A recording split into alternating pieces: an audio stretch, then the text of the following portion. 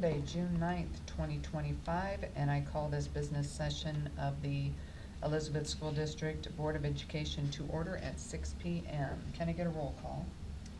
Director Callahan? Here. Director Fletcher is absent. Director Olson? Here. Director Powell? Here. And Director Waller? Here. Okay, let's stand for the Pledge of Allegiance. I pledge allegiance to the flag of the United States of America and to the republic for which it stands, one nation, under God, indivisible, with liberty and justice for all.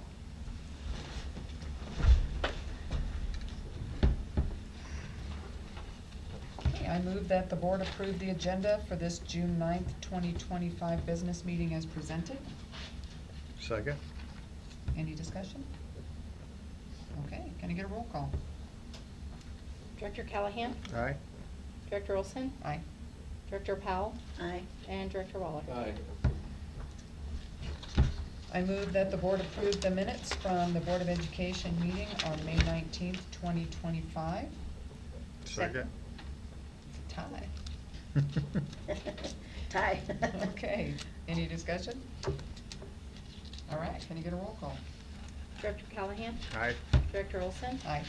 Director Powell? Aye. Director Waller? Aye. Okay, next up, we have communications, and we have our Chief Academic Officer, Kim Moore, here to give a presentation on year-end data. Yes. Is it warming up? Yep, so it's flashing. You have to hold it down. You see numbers? I see numbers now. Maybe. Yeah, it's warming up. It's It just takes time. I see an Epson. Oh, there I you think go. we're on the road.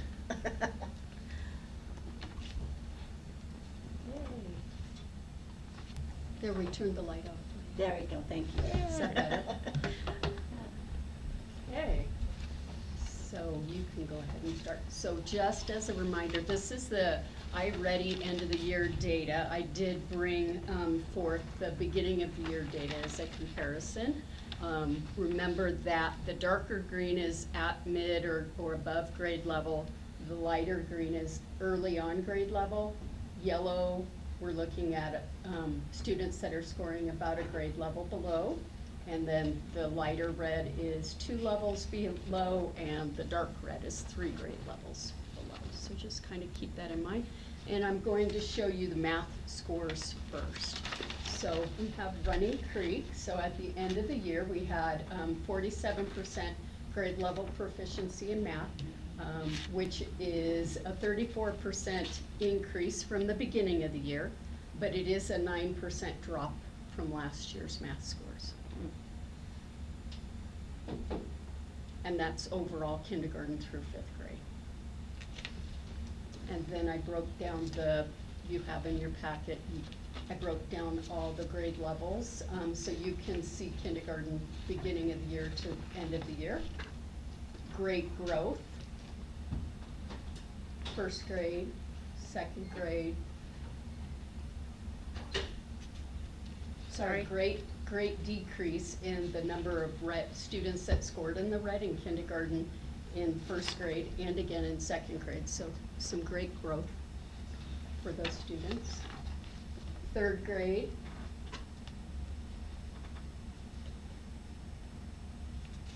4th and 5th.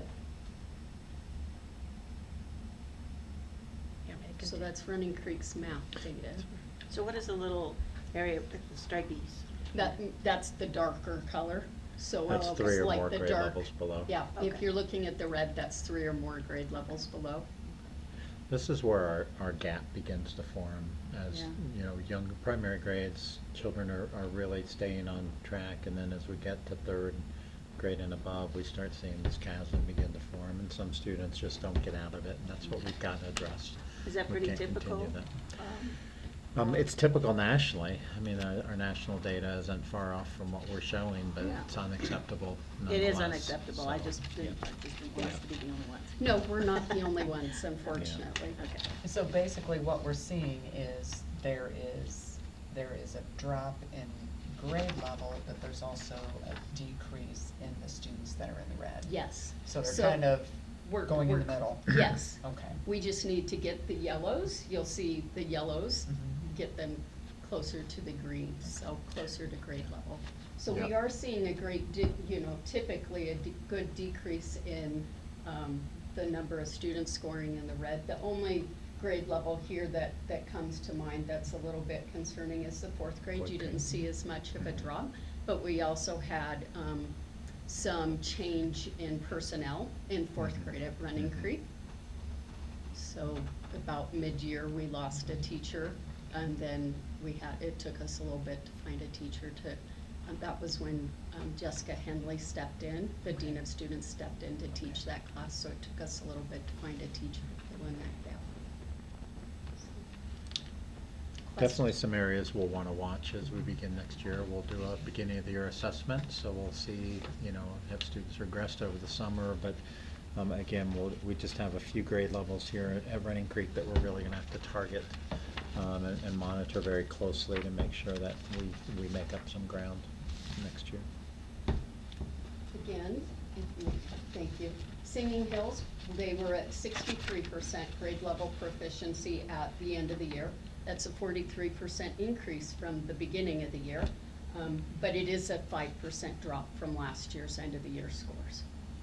So again, a drop in the number of students, percentage of students that scored in grade level proficiency.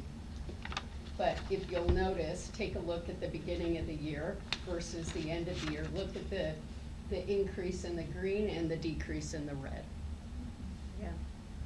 Yeah, that's it. And so we're closing that gap. We just need to be able to get that final push to be able to get them into the grade level proficiency band.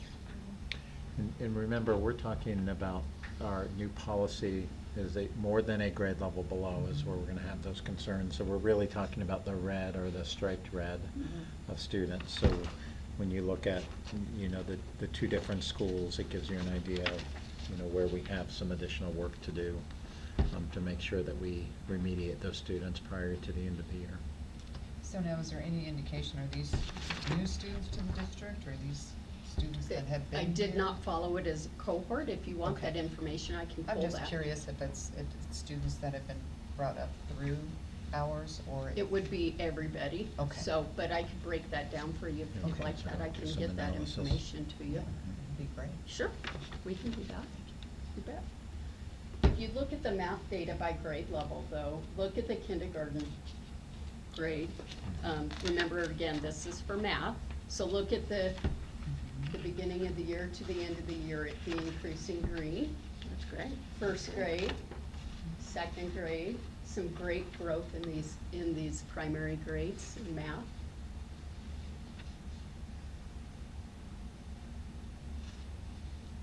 Can we go on? Yes, please, really. thank you. Yeah. And third grade, again, we're looking at great growth. We just need to be able to fill in that gap, get that final push.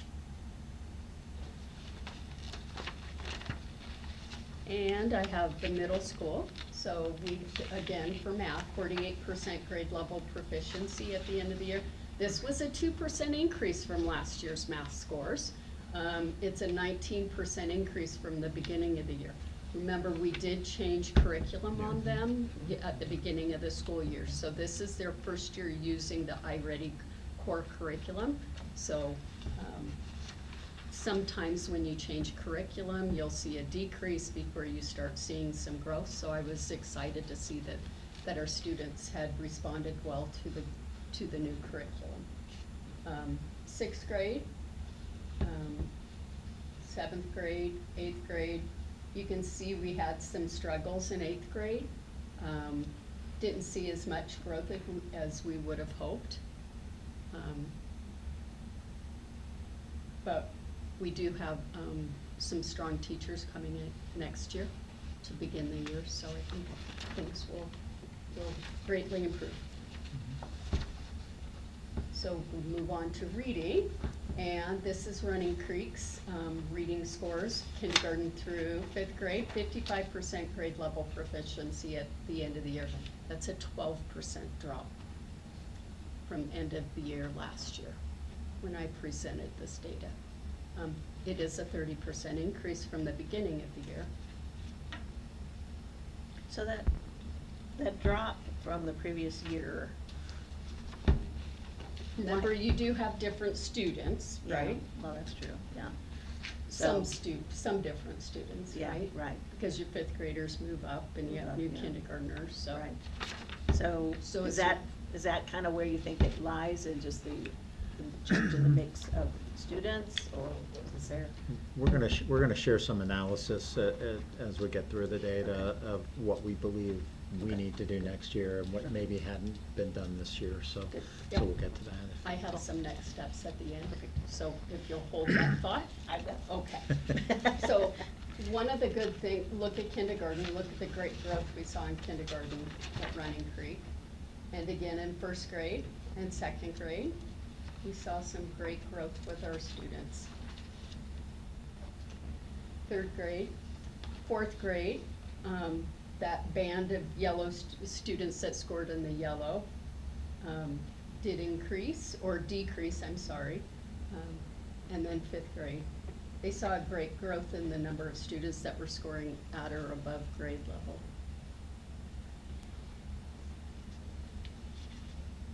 And this is Singing Hills. We have 73% of our students reading at grade level at Singing Hills, which is the same percentage they were at the end of last year, but it's a 40% increase from the beginning of the year scores. Look at kindergarten scores. Kindergarten scores were pretty exciting. This is a grade level that struggled with a lot of students that had behavioral issues, and the fact that our teachers could push those students to that level of achievement is exciting.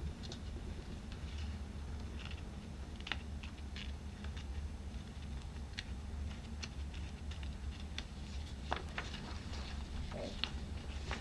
I'm gonna move to the middle school. You want me to move on? Yep, I think Okay. so. At the middle school, we scored 55% at grade level proficiency, which is, again, a 2% increase from last year's end of the year scores, and a 12% increase over the beginning of the year. Could I ask you to go back to fifth grade? Yes, sir. Of Singing Hills. So this is really our key challenge for next year, is like looking at fifth graders who are more than a grade level below. We're talking about 22% at Singing Hills, and, sorry, I'm trying to get back to it. And 48% Yes. at Running Creek. So just to outline kind of the challenge that we face and the work that we have to do. So as we begin to talk about our next steps, that's going to be really critical. And what we're really going to need is fidelity to our plan. I think we'll talk a little bit about what we feel maybe didn't happen this year, some of the deep dives that Kim has done on processes and procedures we put into place, and maybe some that were stopped mid-year, that led to, we believe, some of the decline from mid-year to end of the year. And that's going to be really important, that we're very clear that we expect interventions, we expect students to continue to stay on target all the way through the school year, and not let up on the gas. Sorry, Kim. It's okay.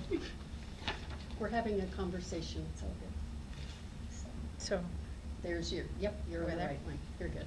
So this is the breakdown by grade level. Beginning of the year, middle of it, or end of the year for all three grades. Really strong growth in seventh grade. In sixth grade, we did have a teacher that was out about mid-year. I think she went out. And so we Actually, had a early earlier. fall. or- Yeah. So we had a substitute in there, and while she did a good job, Just didn't see the- sometimes that's reflected in the scores as well. What about eighth grade? Whoop. We had a 2% increase from the beginning of the year in the above grade level, and a little bit of a drop in the lighter green, but you picked that up, so. Was there any teacher changes? Brand new teacher, She was, Got it. yeah, first year teacher. and again, remember, we changed curriculum at the beginning of the school year. We didn't provide the curriculum until right before they started school, so that also has an effect Got it. on their ability to plan. So, I think moving forward with them having gone through a full year with the curriculum, they're more familiar with it. The planning, the scope and sequence will be more in line with what we need it to be in order to improve the student growth. Perfect. Okay, so next steps. Mary, your question was about what we're going to do Right. next year. So, I've done a lot of digging into the data. This is just a brief overview of the data. We could be here all night looking at data, but I know you turn into a pumpkin I at do, 9:30. you know, so we got, Um, 2 hours and 45 minutes. So Tops. if you want more different data, I can get the cohort data for you. If there's anything else, just let me know and I can pull that for you. Wanted to give you a brief overview of that. Next steps for us, especially at the, at the elementary and the middle school, is having a PLC, personalized learning community, where teachers are meeting on a regular basis, talking about the scope and sequence of when they're supposed to be teaching things and how they're supposed to be teaching things. Especially tying in that explicit instruction and increasing the rigor of our Tier 1 instruction. So Tier 1 instruction is what all of our students get in the classroom. So we need to increase that rigor of what they're getting in the classroom. So having those personal or professional learning communities where teachers are talking about what they're teaching, how they're teaching, and when they're teaching things on a regular basis is important. That's not something that's been happening on a regular basis. And is that something that would be led by like you? It would be led typically by the principal or by the AP or dean. Okay. Usually an agenda set by the principal or the AP, they would set them together, and having a weekly focus. Like 1 week, the teams might meet to talk about math data and math scope and sequence.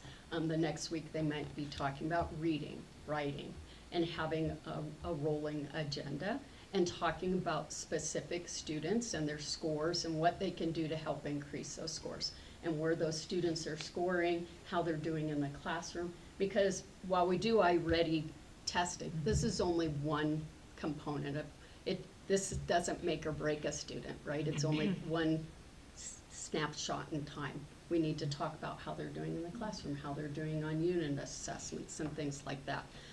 So having those conversations, having an intentional focus on data analysis, by the administration, but also by the classroom teachers.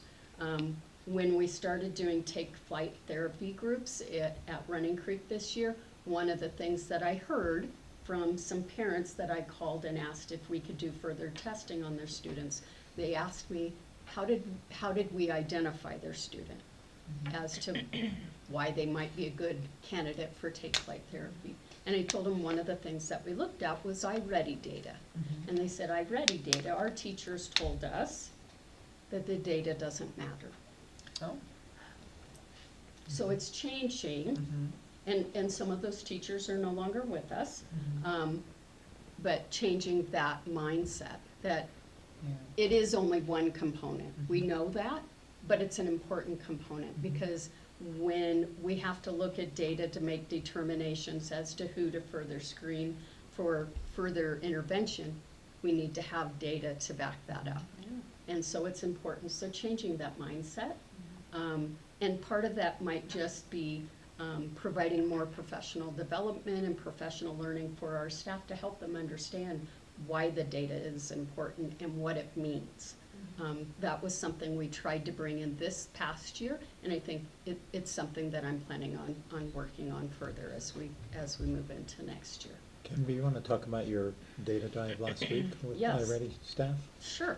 What was that, Tuesday? Tuesday of last week, I had elementary principals came for one session, and then we had a middle school session, and we had a gentleman come from Curriculum Associates, that's iReady, and he helped us dive into the data. So he helped teach the principals and the deans and the APs how to dive into the system to look at the different data. iReady has some great components in it that will help us be able to provide tools to the teacher to provide interventions in the classroom, can help special education teachers provide support with those students during their pull-out time as well. That's aligned with what we're teaching in the classroom. So we spent 2.5 hours with elementary admin, and then another 2.5 hours with the middle school admin diving into data and really looking at things and getting into the backside of things and helping to develop their knowledge of the program so that they can then take that information back to their buildings and help support their teachers. iReady does have a dyslexia screener too, Nice. which is obviously going to be very important as we implement our dyslexia program next year. So I'm just making sure that everyone understands how to utilize that data. I thought that was an outstanding opportunity. Will that data be able to be, when the student is identified as, Mhm. you know, a potential, you know, issue with dyslexia or whatever, Mhm. is there a report that can be generated so that the parent and the teacher or whoever can look at it together, and it can be, you know, kind of something black and white and hard for the Yes. parent to see? Definitely, and so when we do any assessment, whether it's the beginning of the year, middle of the year, end of the year, and we're looking at the data, students that have a significant reading deficiency, SRD, they are flagged, and then we can provide that information to parents. We're required to write a read plan if that data is backed up by what we see in the classroom and by further diagnostic type testing. Because we don't want to just make a decision on a student based on one test Oh, score, absolutely right? not, right. So we do some more digging, but if it's supported, if that score is supported by what we see in the classroom and other assessments then we write a read plan. Or if they're older, we put them on what's called an MTSS plan, multi-tier Systems of support. Thank you, systems of support. In the old days, it used to be part of RTI, so if you're a little Too old many school, you initials. kind Change those of, too terms. many acronyms. So there's things that we can put in place and provide the parents to let them know what we're doing to help support the student, but also what they can do at home to help support their students at home. Because we can't do everything at school, right? They spend more time at home than they do at school, so we need to partner with their parents to help them help us. Right. Now, you mentioned previously, there's a program that parents can, like a training that the parents can actually take that's provided by the state on helping teach your child how to read? It's the. Like a supplementary? The science of reading. Okay. There are some Mhm. components there that would be helpful. It goes really in-depth. I don't know if you've gotten, Mhm. I haven't tried again, but I've tried 2 or 3 times to get into that thing, And and it won't let you. it just stops me, and I Okay. don't know where to go, and one of these days I just need to make an appointment with Well, you and and sit if down you're and do it. frustrated, a parent's gonna be frustrated. Right. Well, too. exactly, I mean, I was very Mhm. frustrated. and iReady, the iReady component has all kinds of tools in there Okay. that we can print off and give to parents to Okay. help them support their kids at home.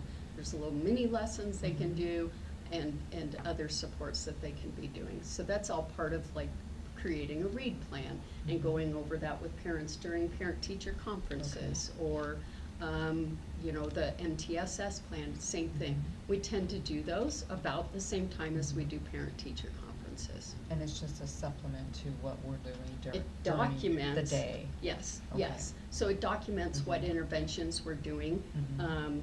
in the classroom, but also outside the classroom. Mhm. So if if a student qualifies to be pulled out for reading intervention, what are we utilizing in there? And tracking Mhm. their progress, because if you're utilizing an intervention, you want to keep data to make sure you're progress monitoring those specific skills that the student's deficient in and seeing if the intervention is working. If it's not, you need to change the intervention. You don't, it's like, you know, having an illness and treating it the same way forever and not ever getting better, right? So we need to change things up sometimes, so. How is that data gathered? Like, if it's not through iReady assessments, how is that data? So there are other assessments within iReady. There's progress monitoring we Okay. can do, but there's also literacy tasks. So some school districts use DIBELS. iReady has the same assessments built into it. So it's like phonemic awareness and oral reading fluency and things like that. You probably have heard those. Those are built into the iReady system. We don't have to pay extra for it. And teachers can give those assessments. We also use Spire as a reading intervention program, especially for our younger students, and they have assessments built in as well.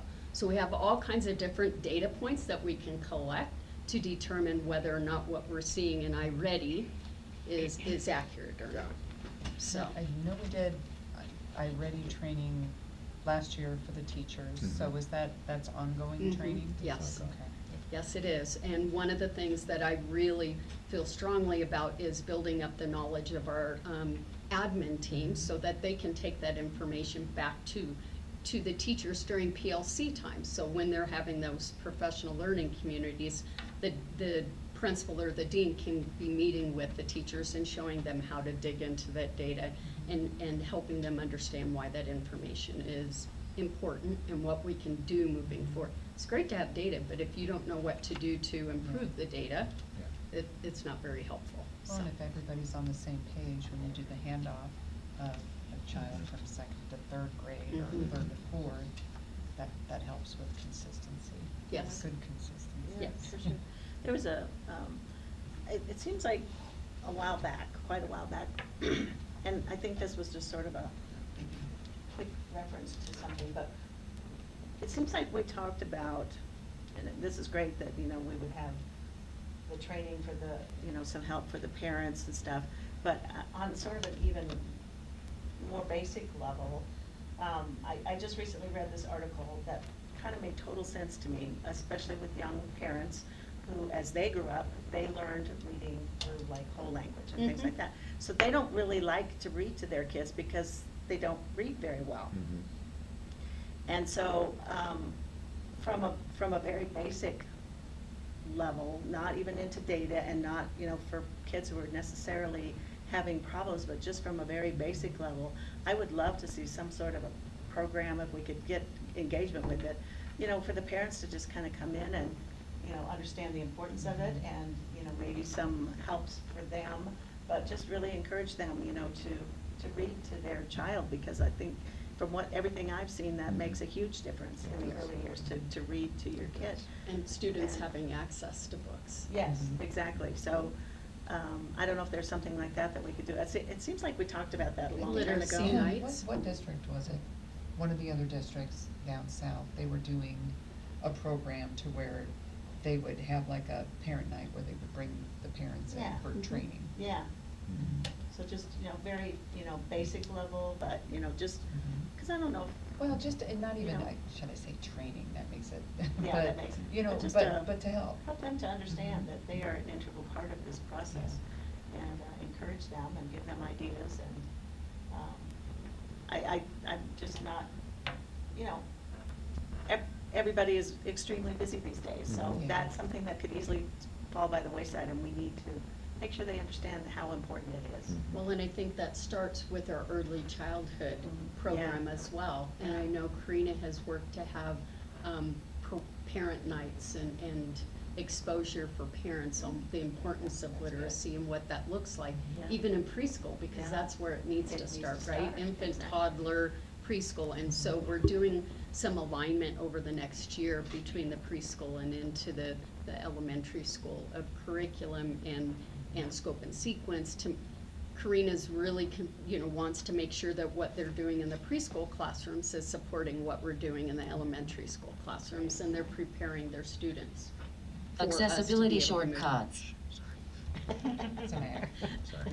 Okay. Way to go, Dan. So Cool. focusing on data, implementing of the win time or the intervention time, doing it with fidelity at all grade levels in all buildings, including ability grouping for our classroom teachers. So what I had directed principals this year was that at the elementary level was that we would have win time or intervention time. It would be a set time, 40 to 45 minutes a day, 4 days a week. We would use Spire. Students would be, that were scoring the lowest, the students with special education needs would be pulled out during that time. Students that needed reading intervention would be pulled out during that time and be seen by the reading interventionist, and we would use Spire or other research-based programs to support their reading needs. And then those students that stayed back in the general education classroom, let's say it's a third grade classroom, we would take those students that were remaining and we would ability group them so that you had like needs in those classrooms, and you would split them among the remaining teachers so that teachers would be able to focus on the needs of those specific students, and that those groups should change as the students' needs change, right? If you're doing intervention, you should be filling gaps. And as those gaps get filled, then hopefully they move into the next higher group. And so making sure that we're doing that with fidelity next year, because unfortunately that was not the case. And how do you see the grouping working with like a direct instruction? Well, this is a different time. So we Okay. have a set 45-minute block Okay. that isn't during the tier 1 direct Okay. instruction time. So it's kind of like a breakout? Yes, yep, Okay. it's a breakout session, is exactly what it is. And every grade level has a different breakout session time so that the interventionist can work with a specific grade level, Okay. so. This year was the first year that you had arranged though for this very specific time, right? Yes. And regular. Yes. So that was a good first step, but obviously now it needs to be utilized better. It will be implemented with fidelity moving forward, so. High I think, again, it is encouraging teachers to see the importance of what we're doing and why we're trying to do it. So, and I think sometimes that got lost in translation. And so, helping them understand the importance of having those ability groups, and that you don't have the same group all year long, because those groups should be fluid. Yeah. We should be looking at They should be data every progressive. 6 weeks, 6 to 8 weeks, and we should be moving students along as we're filling in those gaps, or taking in other students that might need that hole filled. So on like the Thursday late start days, Mhm. Is that when you would do some of this training? Yes. And then also, of course, obviously a little more in depth on personal development days and Yes. stuff like that. Yes, and we don't have that many, honestly, professional development days, so trying to get this into the hands of the principals so that they can get it down to the teachers, I think is the best way for us to do that, because I meet with principals at least once a month, and I meet one-on-one with every principal every week. So having those conversations and providing them with the knowledge and the understanding of why we're doing what we're doing and the importance in doing it with fidelity. And then they can take that back to their team, because it needs to come from them, because that's their team of teachers, and they need to collaborate with them and help them understand. And if the teachers have a lack of knowledge in something, then that would be the best person to go to, if they have questions, Most so. accessible. Yep. I mean, So- we have a great gift of Thursday morning delayed start, and I think, as Kim indicated, getting a routine of this Thursday we're looking at this data, this Thursday we're looking at that data, is not something that has existed, and I think that's gonna be really critical that we establish that practice. Yeah.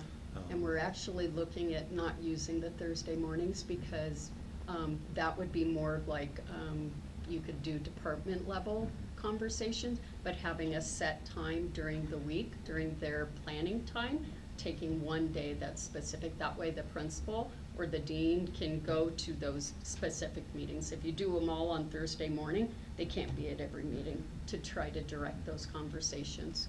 So those will be, Thursday mornings would be more for department level conversations or subject level conversations. So maybe all of the teachers get together to talk about the scope and sequence for reading or math, so.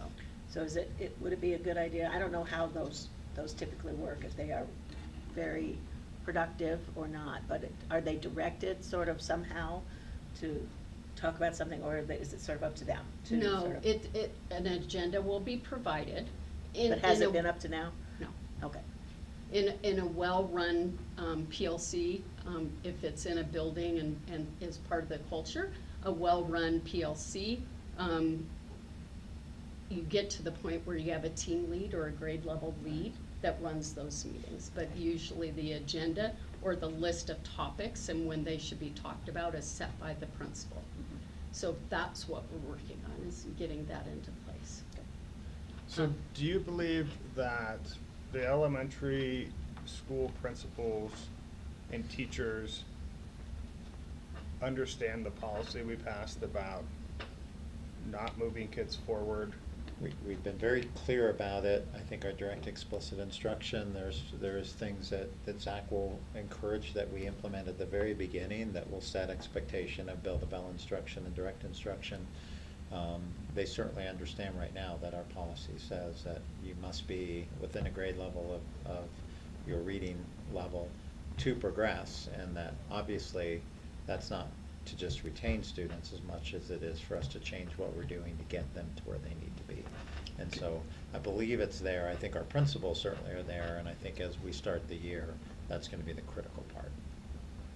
Do you think in a year we can, because 48% behind grade level is significant to hold kids back. Yeah. Do you think in a year we can reduce that significantly? I think we can reduce it drastically. Yes. Definitely. Okay. Absolutely. I think this sounds like a lot, but it's small tweaks. Okay. It's supporting the teachers and the principals and the building leaders to put things into place that are best practices, that are done in a lot of other districts that see higher growth than what we've been seeing. Yeah. They're proven practices. And providing the support, the knowledge, but then holding people accountable. I was gonna I say said, accountability is the key there. but you can't have accountability unless you provide support Okay. and the knowledge, right? You Oh, need to absolutely. provide training, you need to provide some other avenue, some other steps before you can hold people accountable. And I think that those are some of the components that have been missing. Yeah. And I think once we have the training in place and people have an understanding of what the expectations are, then we can hold them accountable.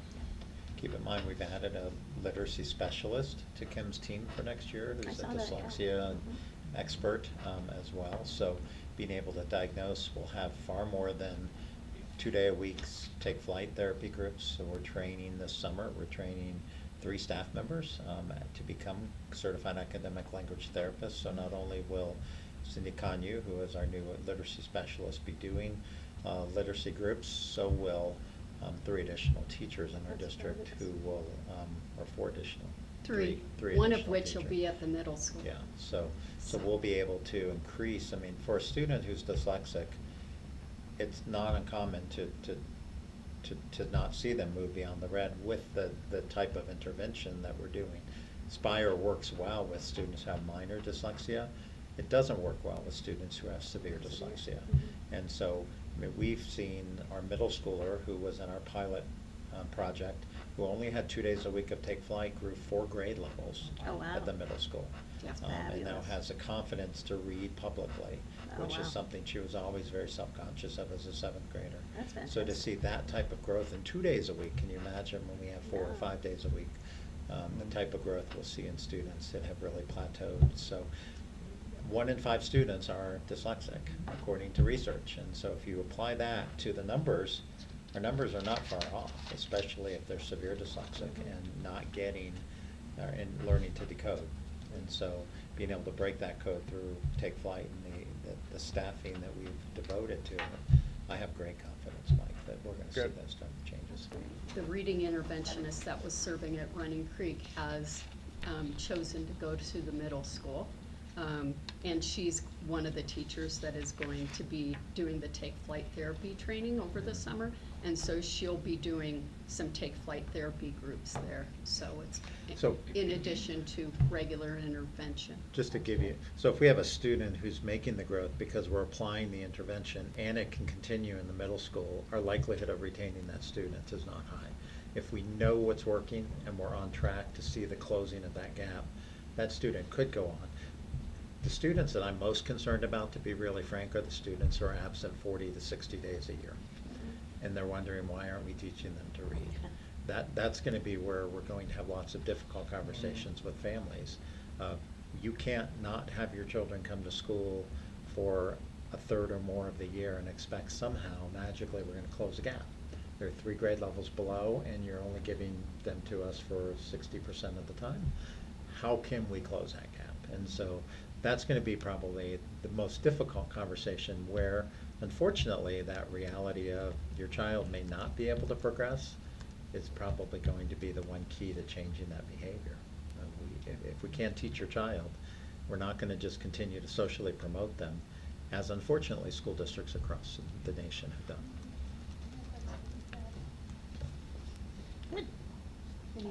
Any questions? We definitely have our work cut out for us. What's the law on truancy? In Elbert County, we do not have a formal truancy process. Judge Slade had brought that up last summer this time. We got all excited about hopefully seeing a truancy court start here in Elbert County. It never has. And so there's very little teeth to the truancy laws. And that's truly where I think our policy That's county by county? It's county by county. Each county. Got it. Typically, or anything over each 10 judicial- absences? Judicial district really is the key. Yeah. Typically, anything over 10 absences is considered truant. Truant. Of course, if, you know, if There's it's. no consequence. Right, but obviously you would take into account whether or not it was sickness or whatnot, right. right? But we have students that have missed over a quarter of school throughout the whole school year. But if, there's no reason for our staff to go through the process of sending letters to parents and whatnot, if at the end of that, nothing happens, right? So it's the 18th judicial district? Now it's the 23rd, so we Or the moved from the 23rd, 18th right. to the 23rd, and that's where we had some synergy last summer, and that now that we're the 23rd, do we want to start something? Got It's it. fallen by the wayside, I'm not sure why. I'll follow up with Judge Slade and see if there is desire to. I will say of all the districts in Elbert County, we were the only district to show up at the meeting to talk about truancy. So It's a huge issue, not just here. So, but the parents do get notified if the we child notify, is- they get generated letters from Infinite Campus, but again, it's a generated letter that has no teeth and it has no enforcement mechanism. Mhm. Your policy change gives us some enforcement mechanism, because now we can say, We're gonna your hold them child back, is, right. your child is more than a grade level below, they're not coming to school, and we have a policy that says we may need to retain your child if we Yeah. can't change this practice. Get So, their attention somehow. Again, the last thing we want to do is retain hundreds of children. Right. Yeah. It becomes a tool to say, we've got to change our pathway, because moving your child to the middle school 3 grade levels below in reading is It's really a just sentence fruitless, yeah, for the to child. dropping out of school. Yeah, it's So we have to detrimental change to that child. practice, so. I don't know what our, at the beginning of school, I'm sure, you know, the parents get all this information, but, you know, when we passed the parent rights policy, it is fully called the parents' rights and responsibilities. yeah. And it does say in there, Yeah. you need to get your kid to school. Yep, And it I does. think we need to keep reminding Yep. parents Yeah. that that's in there. I mean, they have responsibilities too. Well, And I really think we need to remind And parents when of you that. think about it, if there's no fear, like, me growing up, there was always a fear of, you're held back and your friends are moving on without you, all your, classmates, Right. so, Yeah. if You there's don't that want it to be fear- fear-based, but it can help. Well, Yeah. It can Yeah. help. It's a It consequence, builds that you know, level of respect consequences of, help. there is a reason I'm coming. Yeah, Yeah. Because up exactly. till now, it doesn't matter what your grades are, public education has said you don't retain students. And that's where we've gotten ourselves into this position of, why send my child to school? I send them when it's convenient for childcare. And if they learn, great, and if not, no big deal, they're going to the next grade. And by your policy change, you've given us some authority to say, if they're not reading on grade level. I mean, I also have a problem with children who are out 30% of the year and make A's. that says we're not doing our job. Obviously, what we're offering isn't that important if you can miss 30% of the year It's still and get an A. Yeah. So I will say we have problems on both ends of that Yeah. spectrum. That's another policy So for- Another, yeah. another, Can't- another issue put we'll that have on to right now. address at some point. so. So we have some areas for celebration where we saw lots of growth, but we also have lots of opportunities for improvement. And that's our focus, and that's what we need to be focused on. And I think we have the right people in place, in the right positions to help take us to the next level. And I'm excited about next year. So I'm I am too. hoping to be able to be doing a jig next year at this time with some great scores, so. That's great. Yep. Well, thank you. Thanks, Kim. Thank you. Exciting.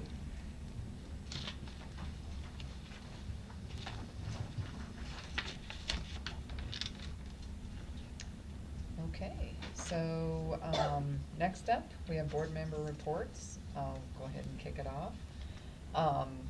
Graduation, that was a lot It of was a fun. good time. Mhm. It's a lot of fun, and it gives you a lot of hope, seeing the Yeah. kids that Yep. came through that line and shook Mhm. hands. They were Mhm. amazing. Yep. Can't even call them kids anymore. Yeah, I know. Of course, you know, Yeah, you they're hit my young age, adults. They're they're young kids. adults, but The We young don't wanna know adults. what they call us. The young Yeah. adults. So congratulations to all of them and their Yep. families. Yep. It's amazing. I was gonna say the same thing about graduation, so. Yeah. Yep. Yeah. It's always a fun event. so. Yep. Well, I was gonna say the same thing, but I'll go. Elizabeth on Saturday was good. I was at the booth for a couple of hours, and it was nice to meet a lot of people, and we got a couple of interesting contacts for Mhm. potential teacher Mhm. and Mhm. sub, and And new getting some enrollment. books returned, and new enrollment, and so it was a good time, and people had a good time, and there was another lady who just gave an encouraging comment to us as a district, so it was Mhm. great. Yep. So it was nice. Yep. Great. Nothing to report. I've got a few things. I know our policy is DD that we're, hopefully we'll finalize tonight. We are in the process of looking at the School Violence Prevention Program grant, those SVPP grant. It's through the U.S. Department of Justice, and it's a grant targeting safety and security measures. One of the challenges that Tyler's identified, and we've been looking for the funding source, is that our inner classrooms where there are joining doors, right now those doors do not necessarily have a keying system that prevents, so if someone gained access to one room, even if the room next door was locked, they can go through that door. And so we are in the process right now of developing that grant that will allow us to do some rekeying to ensure that that your key from your classroom, you know, you can get in from the other side, but you can't get into the other room, just so that, you know, again, we protect that. So we have that primarily at our elementary schools, and maybe a couple of rooms in the middle school. We have a couple rooms in the middle school that have bolt locks versus keyed locks, so if someone were in there and they locked, and heaven forbid they had a medical issue, we'd be Yeah. breaking the door down Yeah. versus being able to use a master key to get in and access. So the number of things like that we're gonna be pursuing with that grant. So just out of the spirit of DD, I wanted to notify you that that is a grant we're working on, and we will bring that back to you. It is due by June 26th, so we'll hopefully have a pretty good draft by the 23rd to share with you at the How next much is that? meeting. It can be up to 500,000, I'm sorry? The 100 is the quick application, and then like 500 There's- is the expanded. Yeah, the expanded application is 500. I think we're going for the 100,000, which will give us enough money to do the rekeying necessary to achieve that goal and objective. So, Great. so yeah, we're really excited about that. I do want you to know that we've talked about this behavior center, and it will be a reality next year. So we have instituted a contract with both an outside BCBA as well as an internal BCBA that we did hire. I know we've shared that we had hired someone who started part-time at the end of the year. We also have a couple of paraprofessionals who will go through training this summer and into the start of next year to become RBTs, Registered Behavior Therapists, or Registered Behavior Technicians. So they will have specific training in how to deal with students whose behaviors have become problematic in the classroom. And we will be able to move that team to any school that's necessary to deal with the student that potentially has become disruptive, that is causing disruptions in the classroom, and hopefully not just suspend, not just expel, but actually help that family change that behavior, help identify what that child's trying to accomplish, and hopefully give them the right ways of doing that versus a disruptive behavior that we've Where's been that seeing. center gonna be? We have a room at both Running Creek identified, and we're in the process of identifying a room so the center can go to where the Got it. student is. What we don't want to do is have a student at Singing Hills have to get on a bus. Yeah. We'd rather the team go to Singing Hills and address that need in that building. And then our hired BCBA, we plan to have a part of that team, but work primarily at the secondary schools. So we have a contractor who's going to help us oversee and train. It's really first year is a little heavier cost, and then it becomes less as we train up our staff. But we really have a couple of paraprofessionals that are extremely excited about getting the RBT training and being able to be a part of that initiative. So it'll be both outside and inside staff. So we hope to build the capacity of that team over the next couple of years. Elizabeth, I know has already been mentioned. We really appreciated the number of staff. We had lots of staff who rotated through that booth hour by hour. It really took a great deal of pride. Both of our middle school administrators were there from 9 to 11 and announced that on their video about their redesign of the middle school. And we had a number of parents who came, and middle schoolers who came to just see their principal and assistant principal. So Yeah. that And he was so exciting. engaged. I Yeah. mean, he already knows a lot of those Yeah. kids. It's Yeah. pretty amazing. And Yeah. they're No. excited about him, so. Exactly. It's great. Yeah, and we had a science teacher. We have one position open. It's a sixth grade science, and we had a teacher who just moved here and has a out-of-state teaching credential and looking for a job who happens to be a science teacher. Yeah. So talk about having the moons align was pretty amazing. Well said. So, yep. New administrators, I just want to touch on. Lene Pearson is started full-time now. She is our new Director of Special Services. She's doing an amazing job. Again, comes with a lot of experience as a Director of Special Education. She's our Director of Special Services and reports to Kim. So the work already being done, meeting with parents of high-need students and developing those relationships. She's doing exactly what I would have dreamed she would have done, which is reach out to those families, not wait for the challenge to occur, but really start building relationships. I'm meeting with her with a couple of families that I've been engaged with to really build those relationships before the school year begins. So I can't say enough about Lene.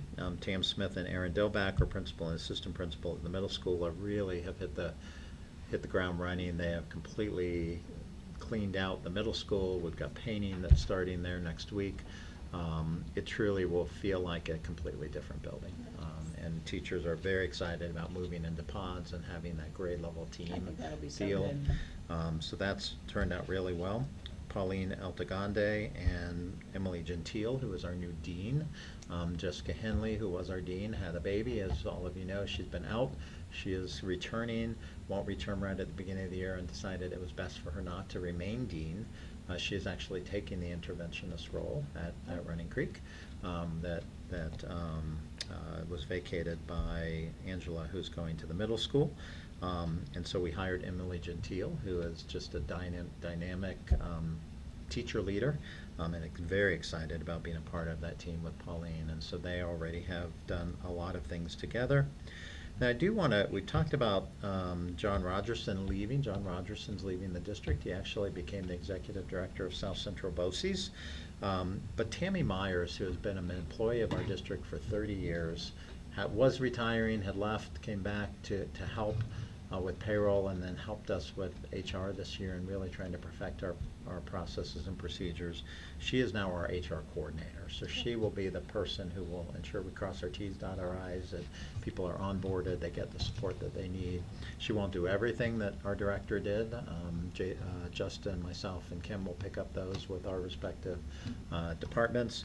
But she will make sure that the onboarding process and all of the legal ramifications of an employee are covered for us. So I don't think I mentioned that. I did want to bring that to your attention, that Tammy Myers will be our HR coordinator. I Then did fin- get to meet Lene Pearson. at lunch, At right. the luncheon the other day, and she sounds amazing, and she's gonna be great, I think. She's so. got That's such a great. drive, and She again, does. she has a child herself that was Yeah. disabled and is an Mhm. adult now, but just really has that passion from the parent point does. of view, which I was is very hard impressed. not to it's hard to have without that personal experience. Not that people can't have that Yeah. passion, but Yeah. she definitely brings that. Then last is obviously our summer work on explicit instruction, the reading initiative, the behavior center, all of that. I know people think, oh, it's a summer, you've got time off. This is a time where we're really trying to roll up our sleeves and to dot our T's and cross our I's and make sure that we dot our T's and cross our T's and dot our I's. And I didn't even notice that. We're good. Sorry. So anyways, there's a lot going on and a lot of work being done behind the scenes by our 12-month folks. So I think with that, I'll stop and get the meeting moving on. Okay. Jamie, do we have any public comment? No. Okay. So next up, consent items. I move that the board approve consent items 8.1 through 8.3 as presented in your packet. Second. Can I get a roll call? Director Callahan? Aye. Director Olson? Aye. Director Powell? Aye. Director Waller? Aye. Okay, next up, we have our 25-26 budget adoption and appropriation resolution. I move that the board approve the 2025-2026 budget adoption and appropriation resolution as presented. I'll invite, second. Second. I'll invite Justin up to answer any questions that you I have. was gonna sneak out. He's like, "I'm not." Nope, We saw nope, ya.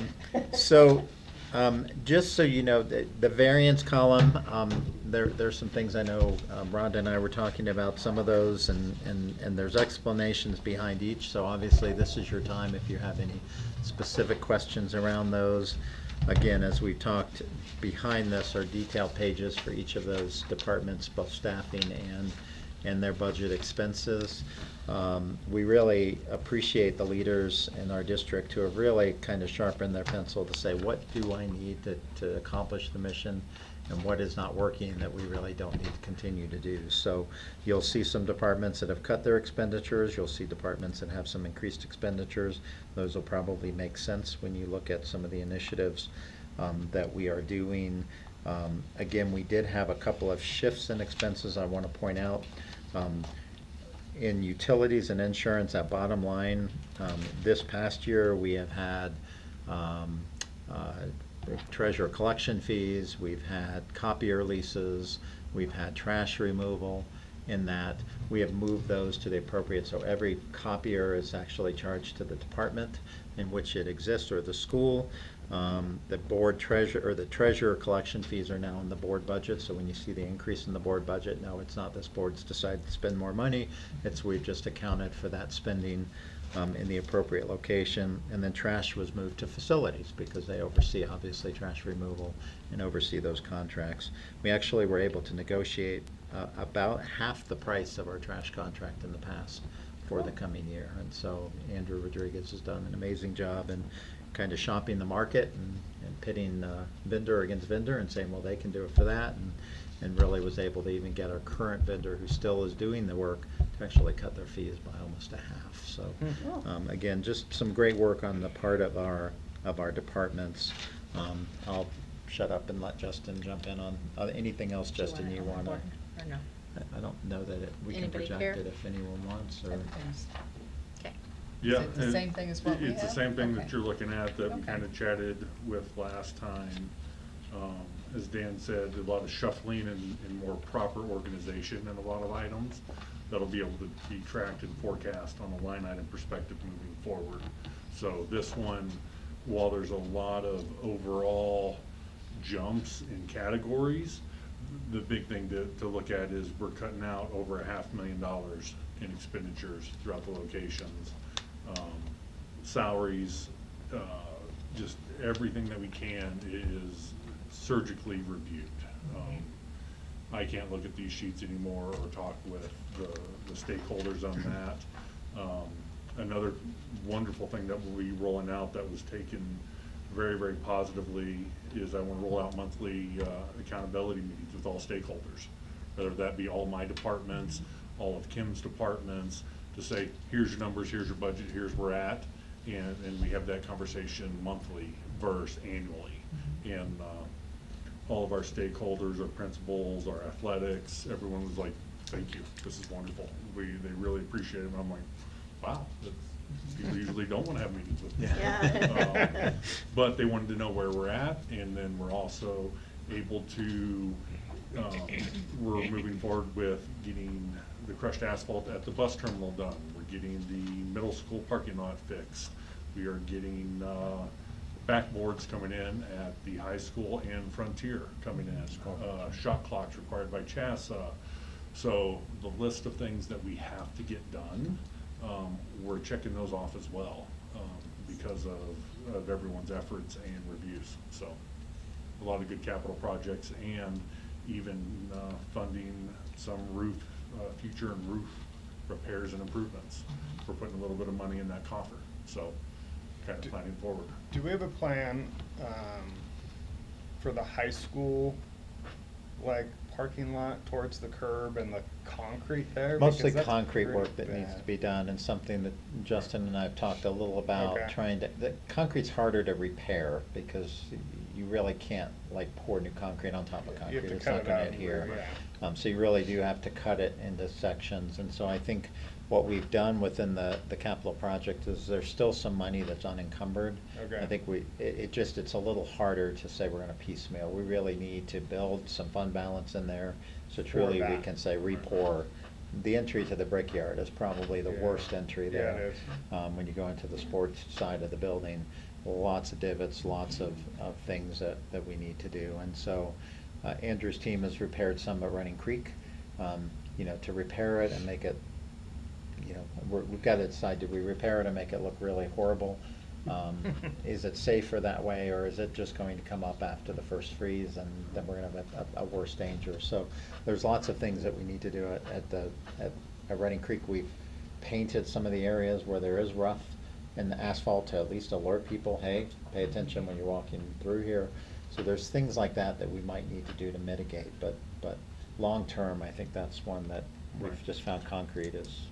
In the concrete beds and the projects and the weight of our equipment, those are some pretty big bills.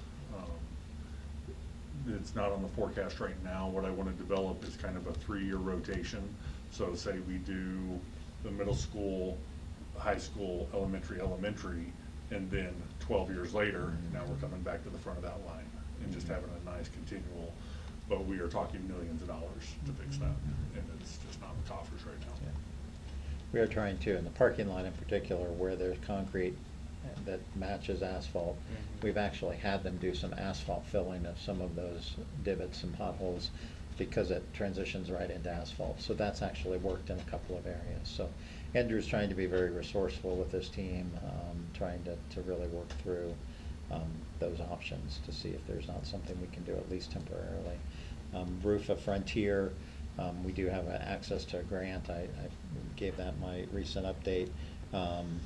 That grant's not available till December, so Justin's gonna do some work with some other roofers about, is there a temporary repair to at least keep that roof from leaking until we can get access dollars like History Colorado, who will give $250,000 to a historical building. That roof repair bill came in at $790,000 for the portion that's failed. And so the homeschool, Legacy Homeschool Program, that said they want to help fundraise for that. $250,000 from History Colorado helps, but we're still about That's a lot of $500,000 money. short. So, Yeah. so we still have a lot of work to do there. Their use of that building as a homeschool group may actually access things like Daniel's Fund. Daniel's Fund doesn't necessarily grant directly to public schools, but do grant to choice organizations. And so the Homeschool Academy, by applying for a grant to help repair that roof, which would be a win-win for all of us, might actually help us close some of that gap. So.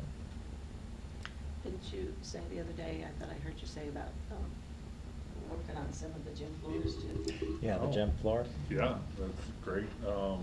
We've pulled the trigger on the middle school. That's getting complete restoration, restripes, wood repairs, flooring. That's coming in maybe the end of this month as well. So the middle school's getting redone. The other schools, high school and elementary schools, are just getting refreshed on the top, not a full redo. Resurfaced. But the middle school's getting redone, and then we're also with the help of Parks and Rec, we're also gonna redo the Frontier gym floor to have it refinished and restriped as well for their usage and their assistance. So it's a win-win for us. We And have- also to note, on that Frontier gym with a partnership with Renaissance Charter School, they're the ones fitting the bill for that new scoreboard and shot clocks. So we're not paying for that as well, for a partnership with another charter school. And that's about it. I can get as detailed as you guys would like, but nothing's really changed since our last conversation. The net end effect is right now, I am at a deficit next year of $4,610. From income Over to this budget. outgo. Still leaves us with an 8% projected fund balance at the end of the year because of the carry forward we anticipate this year. So we're really excited to be able to invest $800,000 into capital projects, do the salary initiatives that we've done, and actually continue to maintain a very healthy fund balance with the year that there's not a whole lot of new money coming from the state. Dan, when you first came on, you mentioned that you wanted to establish a rainy day fund that Yep. would slowly grow. Yeah, 10% is our goal, so we'll be at 8 at the end of next year. So we have 2 more years and 2% to build over 2 more Good to years. hear. So, yeah, so we're on track. Great.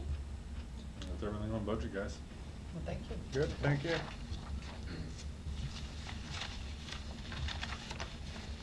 So I've got a second. Any further discussion on this one? Okay, can I get a roll call? Director Callahan? Aye. Director Olson? Aye. Director Powell? Aye. Director Waller? Aye. Okay, next up, 25-26 interfund borrowing resolution. I move that the board approve the 2025-2026 interfund borrowing resolution as presented in the packet. Second. And discussion. Justin, you want to cover that? You want me to cover it? Not anticipating need it, but just in case, I'd like to have it in place. So now, one of the questions I had was, it's a borrowing, so basically you're just moving from one fund to the other. Does that mean you've got to move it back at Yeah, some? it has to be returned before the Okay. end of the year. So this Okay. authorizes Justin, as he's dealing with cash flow issues, we get our state equalization payments now front-ended, then we wait for our tax payments. We have the no-interest loan through the state treasurer. This allows us, if we're, 100,000 short for payroll, and we've got that in another fund, that we can borrow from that fund, knowing that our tax payment's coming in the following week, and we move it back. So it Just allows. paid my house payment Yeah, today, yeah. my house taxes, so you should be getting. Yeah, okay. Yeah. Okay, good. That was 1 point, how much? That check is not gonna clear. Yeah. So we've limited ourselves to each individual fund, as you see on this Right. specific amount. And again, it has to be returned before the end of the year. So it just grants Justin the ability of not every month having to come and saying, hey, can I borrow $36,000 from this fund to make sure that we, our payments, because we're so heavily local tax funded, waiting for that until March, April, May is just really challenging with cash flow. Really? So this allows us, in some cases, to prevent having to do the no interest loan borrowing. That's good. Got it. All right. Sounds good to me. Any further discussion? Okay, can I get a roll call? Director Callahan? Aye. Director Olson? Aye. Director Powell? Aye. Director Waller? Aye. All right, the next one up is probably a touchy one, but school district lunch fees. So do you want to talk about this before I make my motion? We can. As I've shared, I think in my updates with you in my past explanations, we have not had to touch lunch fees for the last few years because of the Colorado's Healthy Schools lunch meal program. The state cannot continue to afford it, so they are going to the ballot in November to ask taxpayers to help fund the program that they've already approved and has offered children for the last several years. If that doesn't occur, then we will have to begin charging families who don't qualify for free and reduced lunch under the federal school lunch program. Because we haven't touched prices, we are under a directive from the federal school lunch program to move our charges closer to what we get in a reimbursement. So the federal government reimburses us for every every student that qualifies for free lunch when they eat lunch. What we have charged our families in the past has been a portion of that. So they're saying, we're tired of offsetting your lunch program by us giving you $10 for that meal and families paying $3. That's exaggeration for effect. So we have to, by order of the federal government, through our audits with our National School Lunch Program, move our prices closer. We have tried to limit that to 10 cents a year. We haven't touched it for several years, so we are doing a 25-cent increased cost in our breakfast and lunch. We are not needing to increase adult lunch or breakfast, and milk is not needing to change. So we're just seeking your approval tonight to go ahead and make those adjustments. Again, we'll start school with free lunch for students and free breakfast. However, if that motion fails at the ballot box in November, we expect that the state will direct that we can no longer reimburse. Can I ask a question about the breakfast thing? I mean, does every student get breakfast, whether they need it or not? Every student who wants it. Okay. Yeah, it's not forced on the student, but a student who wants breakfast is getting breakfast. Okay. It's going to be a hard change because you've had children who never got breakfast before, who now it's like, hey, it's free. Why not? Well, that's what I wondered, because, I mean, Yeah. honestly, the whole thing kind of astounded me when we were in one of the schools. I'm kind of like, why are all these kids Yeah. having this time where everybody gets food now? Yeah, It's like yeah. 9 o'clock in the Yeah, morning. yeah. You know? No, So I was a little It will take surprised. some adjustment, and Yeah. we'll educate families pretty heavily on here's what you might need to expect. Yeah. And again, the more families who fill out the free and reduced lunch application, the better it is for us, because it does drive Title I fundings for our interventionists. So we've seen a cut in half of that federal money since they've stopped requiring the lunch application. And so this will hopefully drive families who need it. Families who qualify for free and reduced lunch also are exempt from fees at the high school. And so sometimes you have children who again are getting free lunch, but they don't realize that that would also help them with their sports fees and some of the other fees that we charge, because families who qualify by policy are exempt from other fees in the district. So hopefully Another parent education opportunity. it will be, yeah, it'll be really important for us to educate families. Having this approved now gives us the ability of publishing those rates as soon as school comes back. Okay, so with that, I move the board approve the school district lunch fees as presented. Second. And one question, so why the increase in students but not adults?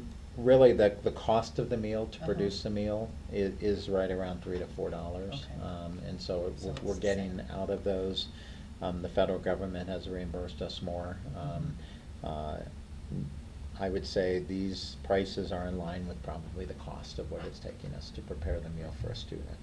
The adult lunch is felt to really cover the cost of what teachers are. Teachers aren't forced to take everything. They can buy a lunch and take the protein and take a vegetable and not take all of the other sides. Children, we have to give them everything, whether they want it or not, and unfortunately that leads to a lot of waste. Yes. So And when you for- look at it, even with the proposed new cost, it's, the cost for the students is still less than You what the can't adults are go paying. to a restaurant, yeah, it is still less than, Yeah. yeah. At some point, we may need to increase as food costs continue to increase, but Terry's analysis was the cost of what an average adult is taking for lunch or for breakfast, that this is already covering it, so to increase it would have just been for the sake of increasing it, so.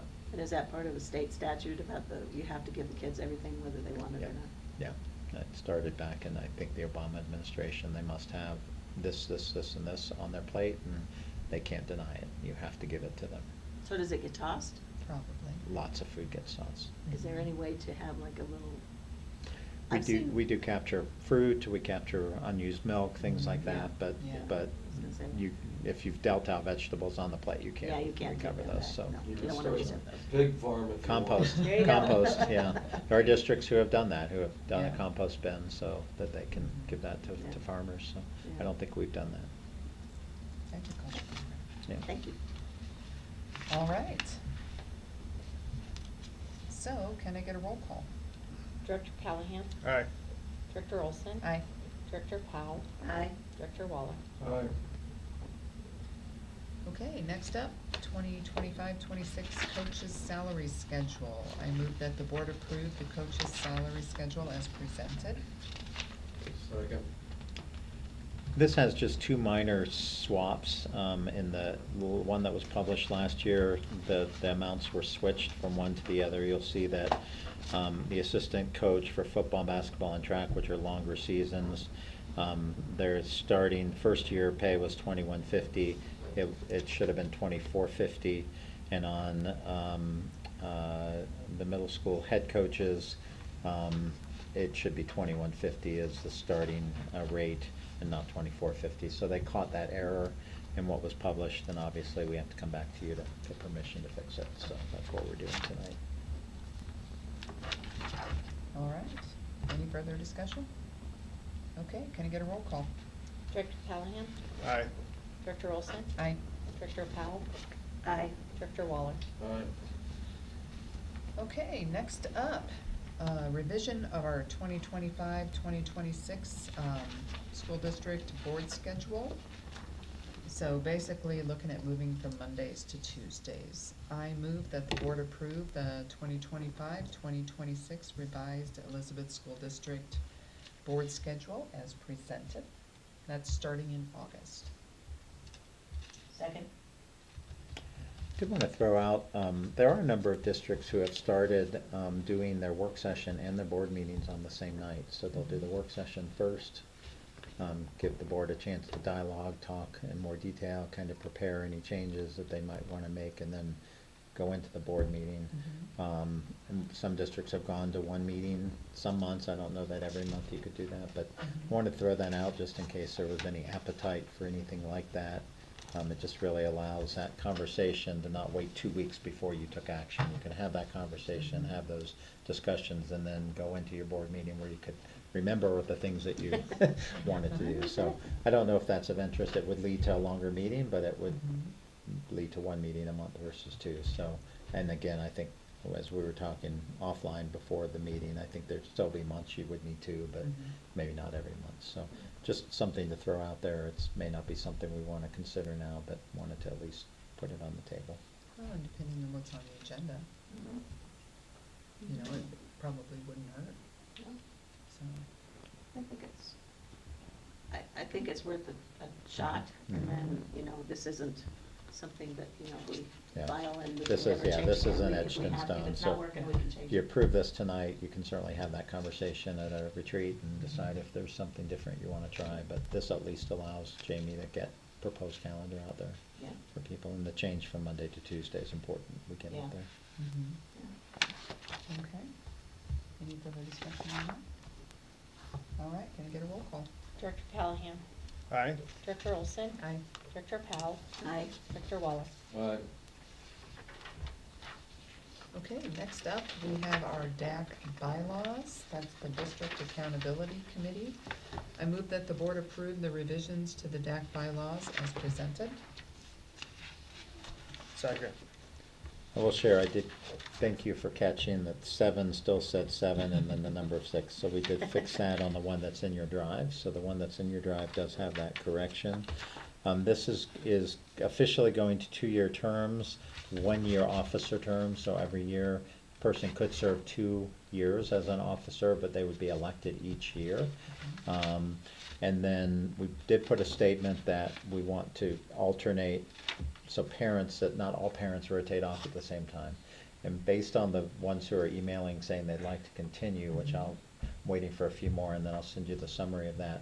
I think it's gonna work out where you'll probably be reappointing half of the parents, and then other parents are willing to serve another year. So that would allow us that, getting into that staggered Yeah. term. So Makes sense. I think other than that, community members are 2-year terms. It really appoints, you have two community members. I think you have one that will rotate out this year. I have not heard back from the other if they want to continue, but my hope would be that they would, and then you could appoint a new community member and know that next year that other one may rotate off, and so ultimately get into where we'd be alternating the And it's number a- of new members And it's a 2-year term in that position. in that position. So when Okay. you appoint, now if they don't, like Melissa Papulus, would love to serve on DAC, she no longer has children at Running Creek, that's where she was appointed.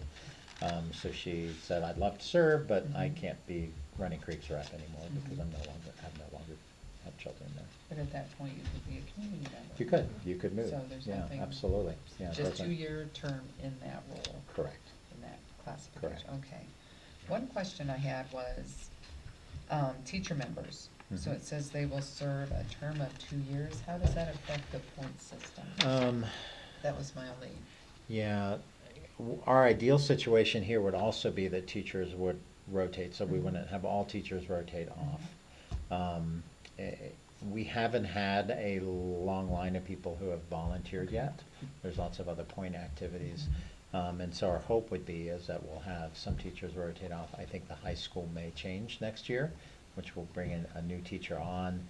You have Christine Battistoni, who this was her first year, because that teacher had stepped off. So if Christine's on another year and we have a new high school that serves 2 years, we're gonna have that alternating between the two. So we still only have one elementary, because if we add a teacher for every school, including the charter, we do get staff heavy. So we end up outnumbering parents, and by law, by statute, we have to have more parents, non-employees.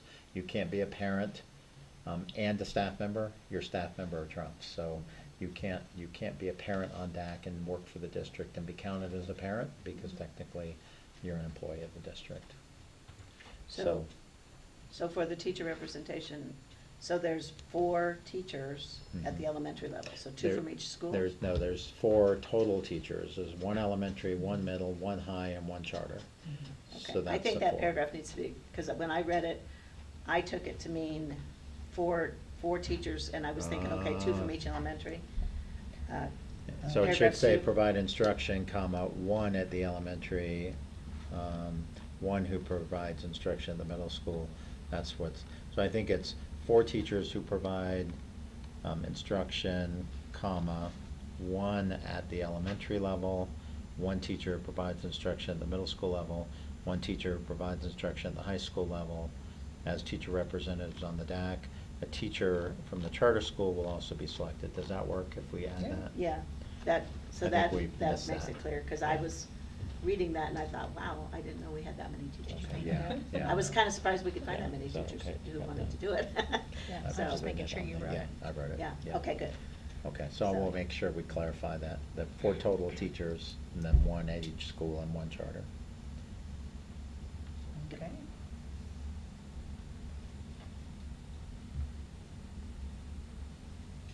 So 1 from either elementary, not both. Right, and Christine, what she did this year, from being the elementary teacher, she would email the staff of Running Creek before a DAC meeting and ask for any updates, anything that they wanted her to bring. So she tried to fairly represent both elementaries, even though she worked at one. Yeah, So that's good. she'll continue to do that next year. Good. So since we're making changes, I'm going to amend my motion.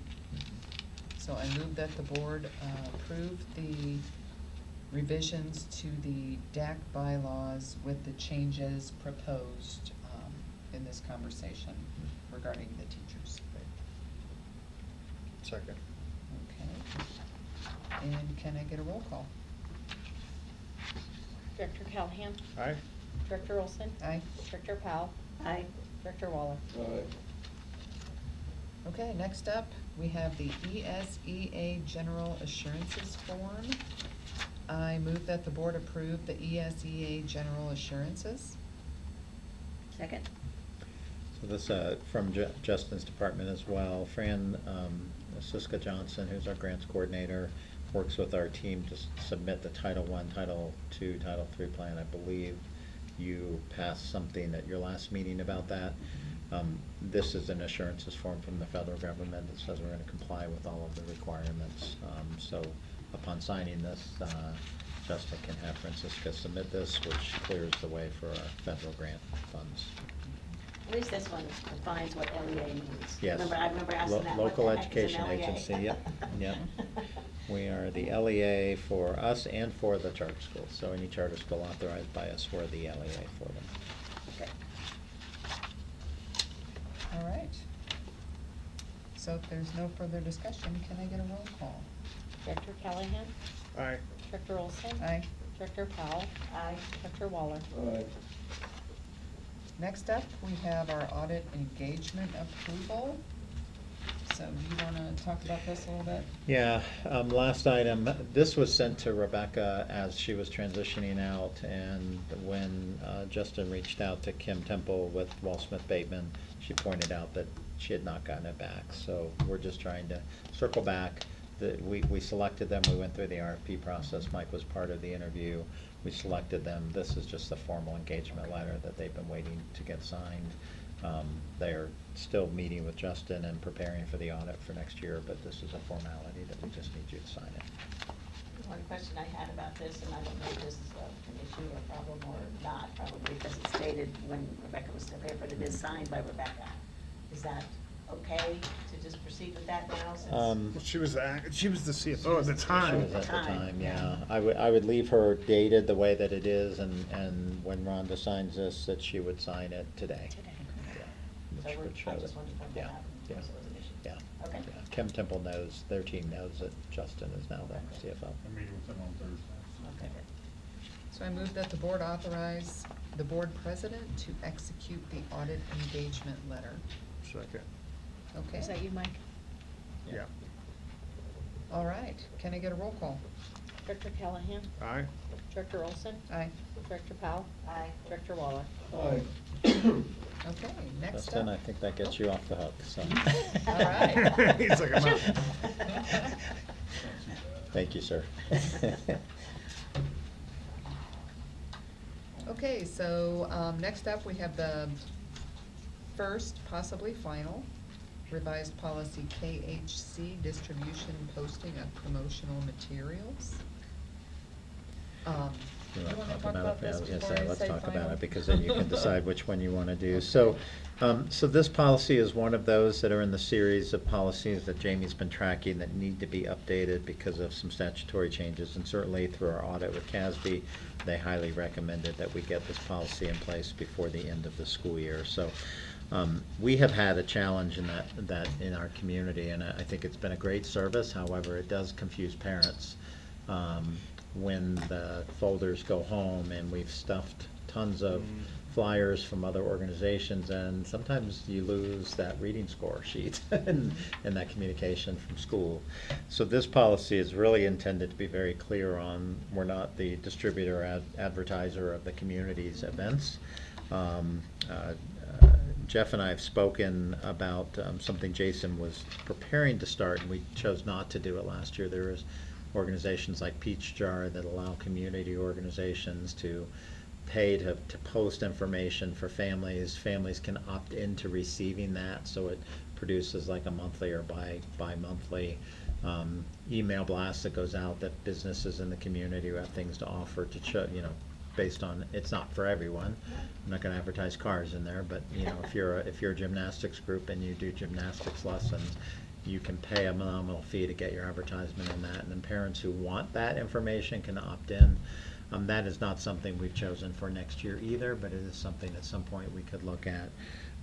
What I have encouraged principals to do instead of copying and sending home full flyers is that if it's a service that they think their parents are interested in, include a little blurb in their newsletter that says, hey, here's some information that we've had shared with us. If you're interested, go to this website. So we're not providing the whole flyer, we're just letting parents know, hey, if you want gymnastics, here's a place you can go.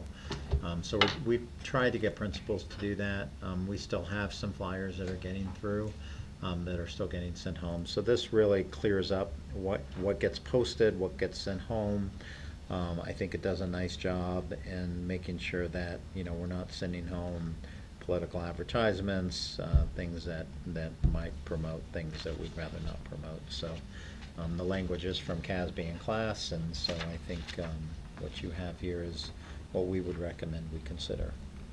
So previously, the schools were actually making the copies and distributing. In some cases, the schools were So making that's the not right copies, now. so, yeah, That's- so, and in other cases, they bring 500 copies, and then the secretary was counting them out, if I need 25 for this class and 20. how it used to So, I be mean, back either in the way, day. it's a burden.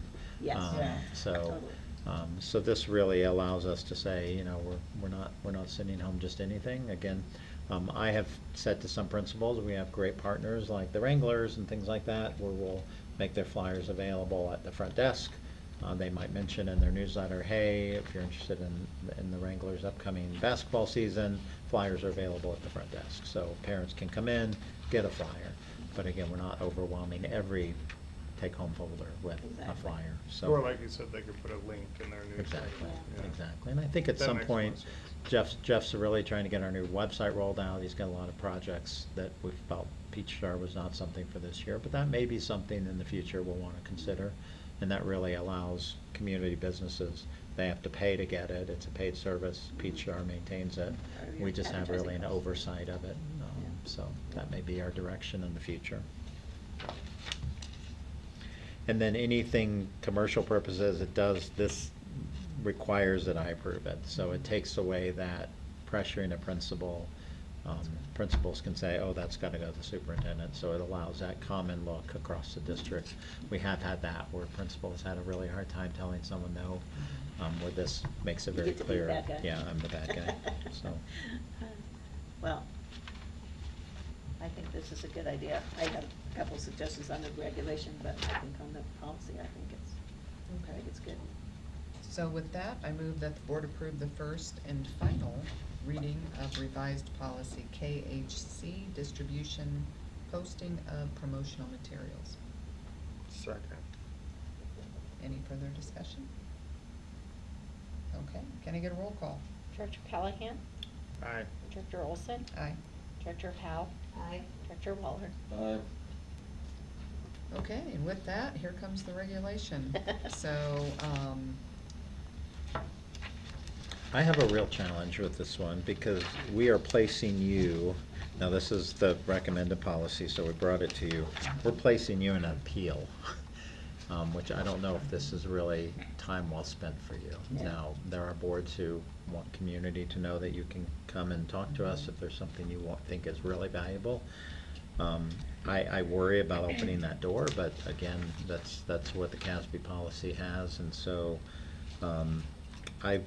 if that's of a concern to you, I think we could certainly take feedback. It sounds like Mary has some other things she wants talked about here, so we could certainly modify it.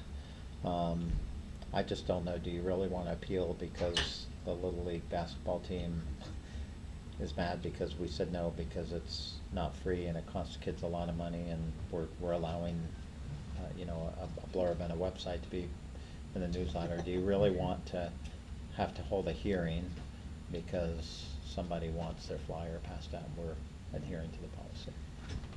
I Are you don't saying necess- eliminate appeal Yeah, altogether? yeah. I don't think it's necessary. I don't think so. I mean, We got I more. felt funny No. removing it because it is CASB's recommendation, Yeah. but I just was something I felt like, is that really what you want to be in the business of? Yeah. I mean, you intentionally did not take appeals on suspensions, but taking appeals on a piece of literature that someone wants to be handed out to every student in the district seems like a Well, waste of your. I don't think that's a public school's job to hand out literature for, Yeah, and so to Right. put you in that position to say, if somebody's mad at me for saying no, that they can now come to you. well, if they brought the appeal to me, my Yeah. response would It be, would that's not our yeah, job. Yeah, exactly. As a Yeah, public I school, agree. like, I agree. sorry. But do you want your meetings 30 minutes longer because someone wants to talk to No. you about the Yeah. roofing flyer that's giving parents a great deal on their roof getting No. redone? I mean, it just Yeah. seems Yeah. like. I would definitely vote to take that. That out, yeah. What do you think, So sir? take the whole section out? I think that take the appeal section out. When you were just talking about the deal with, encouraging the principals to, even if they accept something for, Mhm. for advertisement, to put it in their newsletters. And I think that needs to be part of this. Okay. I like that idea. Yep. We need to not be in the business of making copies and even, having to maintain them on the counter Yep. for somebody to come and pick up. I mean, That's just send it out. resource- that's a useful Yeah, resource. I think the exactly. newsletters are nice, because there are families who wanna know, hey, how can my kid get involved in Yeah. this sport, or how can my kid get involved in this activity? To Exactly. me, it's a service to at least say, hey, go to this website if you're interested in this. We're not Yeah. forcing you, we're not adding 2 more pieces of paper Yeah. to your child's backpack. Yeah. So to me, it's a especially in a small community like ours, I think it allows that community Yeah. feel of, we're gonna let people know about it, but get a website that's got the details, Exactly. because all we're gonna do is say, here's the information. Yeah, Mhm. and I've heard parents, you know, be not real thrilled with the number of pieces of paper that come home. And like you said, you know, the important stuff then gets Yeah. tossed, Yeah. buried, Well, and never and pulled out. how many times has there been confusion over, well, the school sponsored this, Yeah, or the school is exactly. behind Yeah. this, because Yeah. it ends up in a backpack. Agreed, agreed. We can certainly work on KHC, take out the appeal and try to add in that language, Mary, if Yeah. you'd like. I'd say this one, because we want to remove appeal, Mhm. maybe we bring this back for a Table it. second Yeah. reading. Yeah. Yeah, Just- so- and then just so another- accept it as a first reading? Right, and just another quick little clarification in the first paragraph, in the red writing, it says the superintendent, kind of toward the end of that first paragraph. The superintendent or designee may, somebody else that you choose, Yeah. may approve distribution or posting in accordance with this. I think it should be with this regulation and the accompanying policy. I think, just for clarity, just a couple more words in there. Okay. Okay, And I think that was all. okay. Okay, so with that, I move that the board approve the first reading of revised regulation KHC-R, distribution, posting of promotional materials. Second. And we'll make those changes and bring it back for second reading. All right. Any further discussion on this one? Okay, can I get a roll call? Director Callahan? Aye. Director Olson? Aye. Director Powell? Aye. Director Waller? All right, so our next couple are probably gonna be pretty touchy subjects. So, us. first up is the, first reading of revised policy GBEBA, dress code for employees. So, You want to talk about it first? yeah, let's talk about it, that way we have an idea if we wanna go So, with the first or so final. CASB's policy has business attire, which talks about ties, dresses. Oh, no.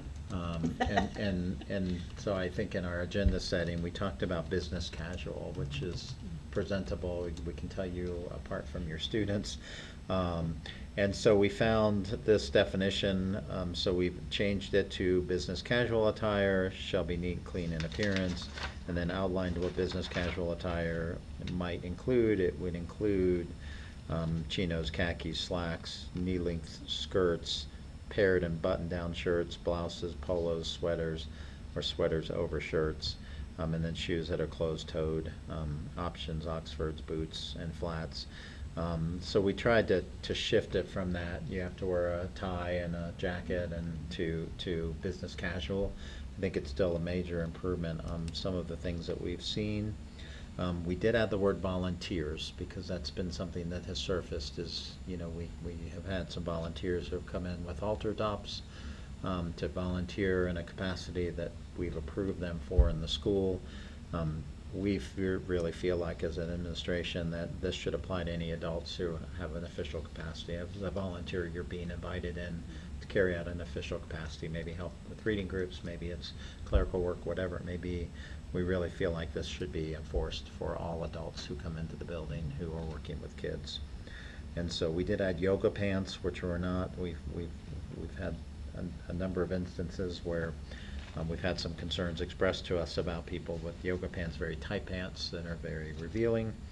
And then we added promotes political or religious beliefs, because our policy on controversial things says we shouldn't know where you stand. And so obviously if you're wearing a shirt that clearly outlines, you've violated that controversial policies.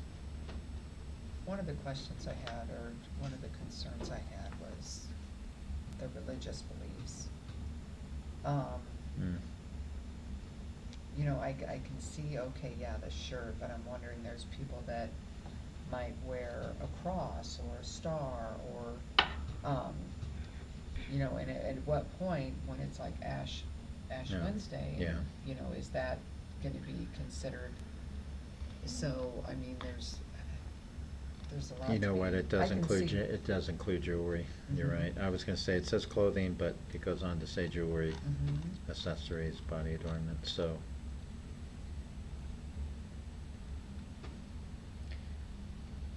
So, I would agree with you based on that. I think religious beliefs should go away. Political's fine, but. Mhm. Mhm. That's kind of what I'm thinking as well. So Yeah. just Just delete scratch off religious the- beliefs. Leave in jewelry. Leave in Leave in- jewelry. leave in jewelry, Just but remove remove religious religious beliefs. the religious beliefs, If yeah. you have a cross or a Star David or some Yeah, other symbol yeah. that's in a necklace, that's not gonna violate this policy. So, I have a couple of questions while we're in that paragraph. I'm not necessarily opposed to this, but the hair coloring in there, is that gonna cause grief? I mean, Grief, yes, but grief, yes, but, appropriate. I mean, to me, so are yes. we saying no purple hair? That's what this Um, would say. Cause I we'll do have. find it to be, I mean, it's, you know, not to be, you know, come across as, I don't know, off-putting, whatever, but I do find it a little distracting. I do- I I've honestly had do. parents in a couple of classrooms that have said, my child with their ADD cannot learn in that classroom because Yeah. all they can see is the very bright Mhm. hair color. Yeah. So I think having it in the policy, I believe it's been in the policy. I just don't think it's been something that's been enforced, and we have talked with our administrators about the fact that we are coming with the dress code that will be thoroughly enforced next year, and so they're Well, that's prepared. good. I mean, I like it, I just wanted to Yeah. bring it up. And then, Wait, Um, on your hair coloring though, Mhm. It's a tough one. item number 5 says, any hair coloring that, and it refers to the bullet points. Does that Oh. specifically state in the bullet point that, Yeah, that's true. yeah. you see what I mean? it There's doesn't nothing say in the no- bullet point no that purple says, hair. It just Yeah. says, Yeah. you know, if it Yeah. denotes something of those I mean, things. so you would need to add a bullet point That that would would say- say, Colors that are not natural, Yeah. naturally occurring. yeah, something like that. Yeah.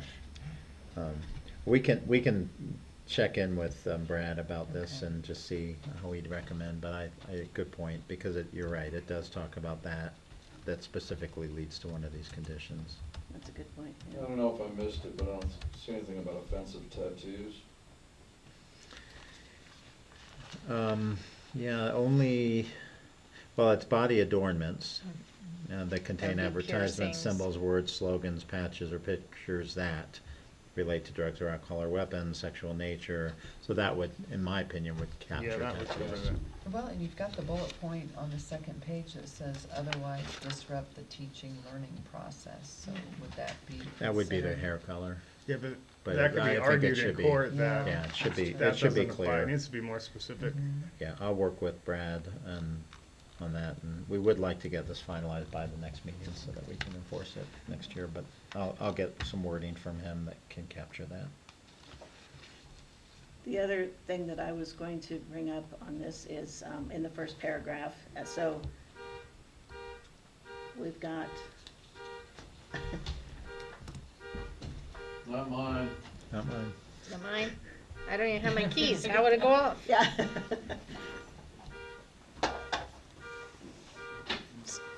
It's chaos.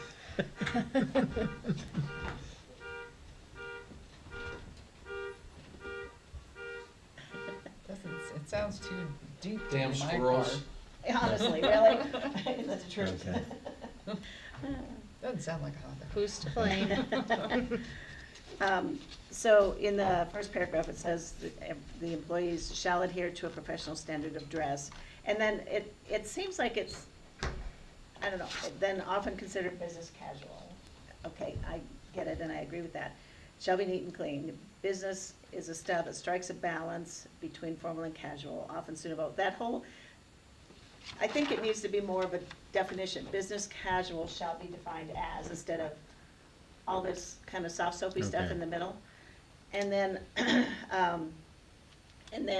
two things that I just wondered particularly. The shoes one, the way it's written does not allow for sandals at all. Yep. And I would agree with no flip-flops, because those are just Mhm. annoying. Mhm. But, I mean, in the summer, you know, it seems like sandals is Yeah. okay. I think the rationale is footwear that's securely attached to your feet, so that if you have to execute an emergency Oh, yeah. evacuation It's- It is hard to procedure. run in sandals. Yeah, that you're not tripping and falling. Yeah. So I think that's Okay. the the basis for rationale. why the Okay. recommendation is Okay. as it is. So as long as we can kind of describe that. And then the other question I have is about jeans.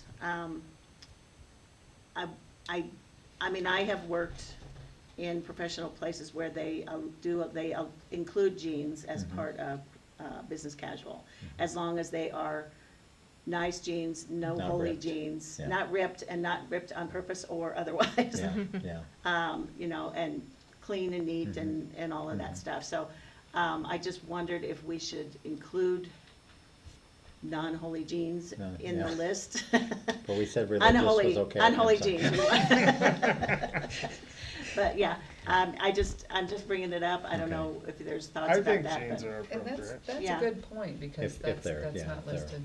Yeah, because, I mean, the way it's written, Mhm. I would say it's saying no jeans, Yeah, which I think is a And little lot of harsh. teachers Yeah. have- Depends Yeah. on the, yeah. a custodian's an employee, they are gonna wear. Well, that's true, yeah. Jeans. Yeah. And it does say, you know, if your job has a uniform, you wear that, and so Right. I don't know that jeans would be necessarily considered that, but it just seems, you know, as long as we don't have people Let us see walking how around we with. can work in Yeah. jeans Yeah. that are presentable, or, because to me, business casual, ripped jeans do not, No, that doesn't meet business casual, no, it does not. so, And it's definitely not professional, but you know, so, and we'll we, have to you know, find a for way to teachers, we say want. jeans that are And intact. footwear that's Intact. Footwear that's I mean, secure. That have- that could be secure said for footwear. That you could put anything, on without getting your hole through the wrong Yeah. hole, Yeah. foot We- through the wrong hole.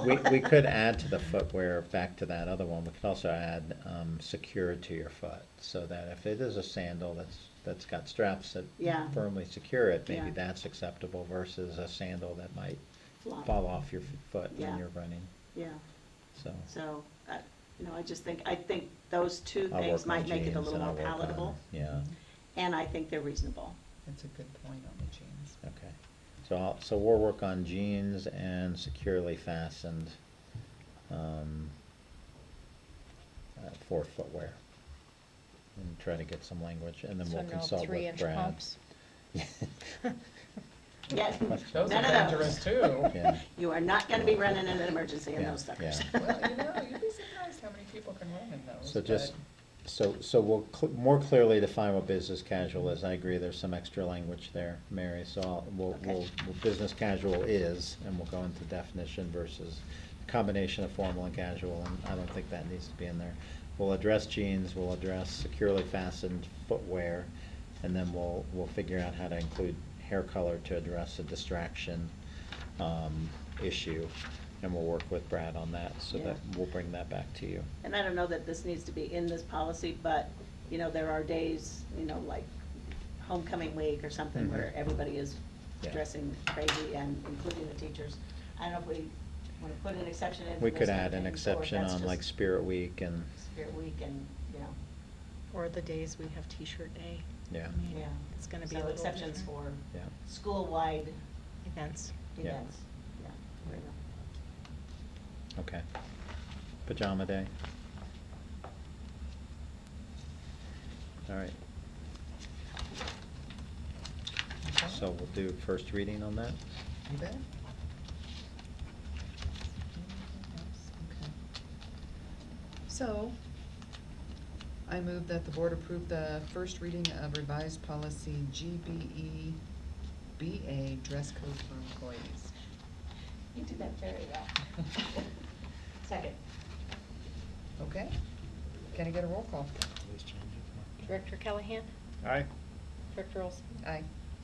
Director Powell? Aye. Director Waller? Aye.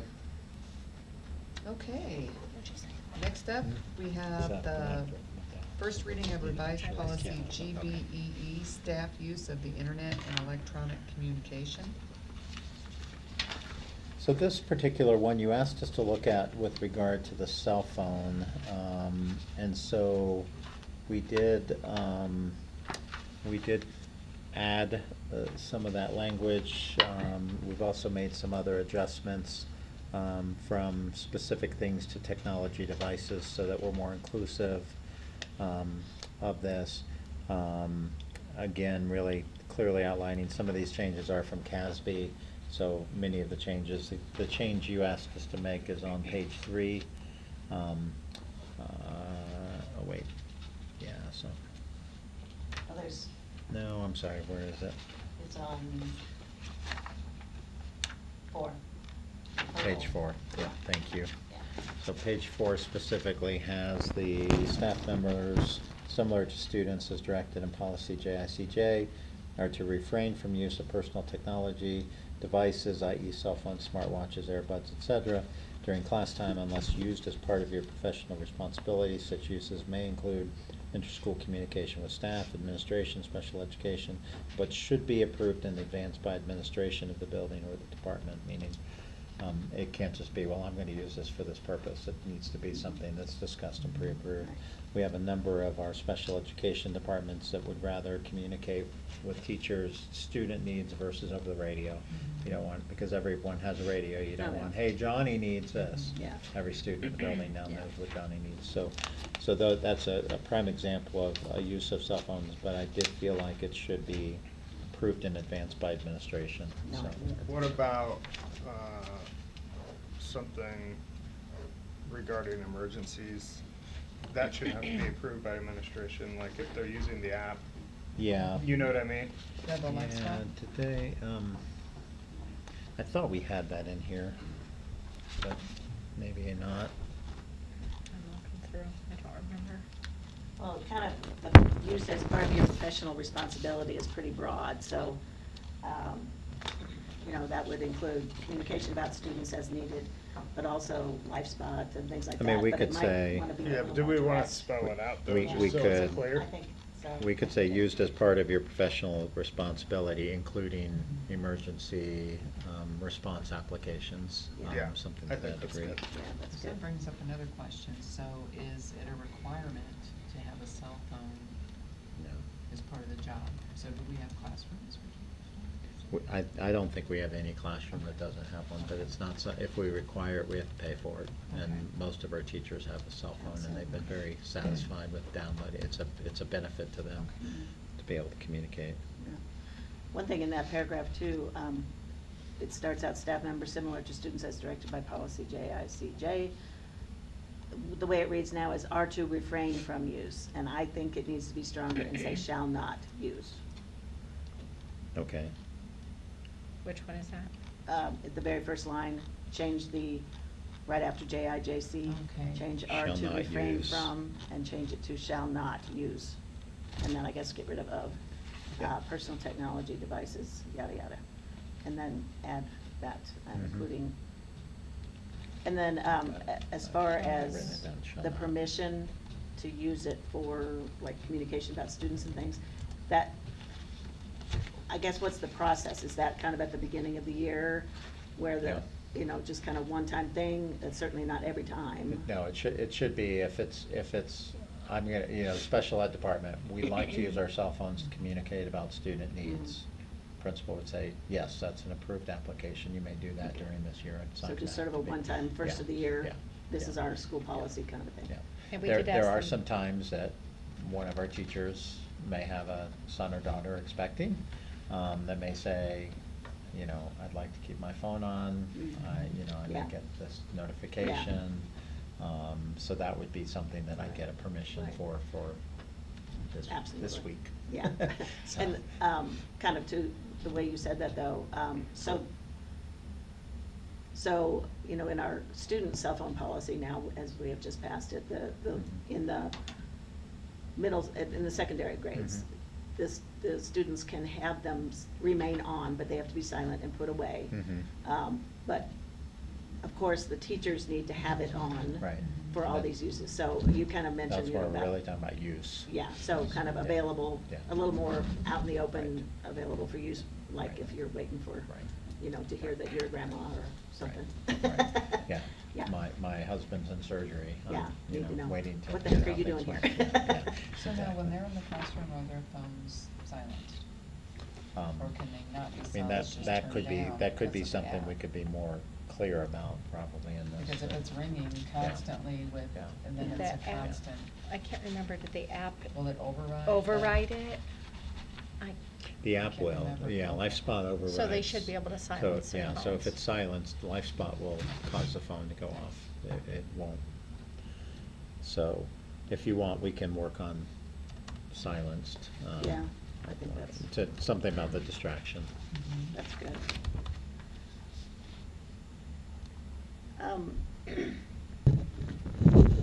Back on page 3, and I think this in the middle is the red language, staff members are prohibited from using or possessing any software applications. I think that was kind of something that was mentioned before but moved into a new place, and that's fine, but as I read that, I was thinking, so this is kind of probably related more to their district-issued computer or whatever. Right, it's in the section about unauthorized and acceptable uses, about technology devices issued by the district technology devices. On that, they are prohibited from using anything unless without appropriate registration or payment of any applicable fees. So Yeah. my question is, if it's on a District-owned Mhm. computer, should that be vetted by Marty? You're number not one? allowed to even download anything They're without probably Marty. blocked. Yeah, So- our technology is locked Okay. down where Okay. if it's a district device, you have to Okay. have administrative privileges Okay, to good. download, Good. and so you'd have to seek permission. Okay, because I don't know if that needs to be in there, that you're blocked from doing that, or, I think I mean, it- it almost seems like Somehow moot you if were they over, can't do it if you anyway. were if you were able to override that restriction somehow, I think but there's having something in there bootleg, prohibiting yeah, I that. think it's in there, it's in there specifically for Yeah, that purpose, okay, so okay. you can't have a bootleg version of software that could, if it's found, could cost the district money because it's our device. Right. So if I got a pirated copy of Microsoft Office and put it on my computer, Yeah. this is saying you can't do that Okay. because we're responsible for it. Okay, and then any fees, I mean, they can't do it, any fees anyway, I mean, it couldn't be registered, and the fees would, I mean, Marty would know about it. Our system if prevents there's- them from doing it, but there's always that rare opportunity Yeah. that you are tech savvy enough to to get around that. Right, okay. So, Well- I don't know if that language needs to be strengthened a little bit in that regard or not. I mean. Probably not, since there's safeguards in place. Okay. I mean, it clearly says staff members are prohibited, so I don't think there's a question about what does that mean. Okay. It's Yeah. like, nope. So I have, going back to page 1, why did we take out the word maybe temporarily? So we took out temporarily. It almost leaves it open to, you can disable the filter, like not temporarily.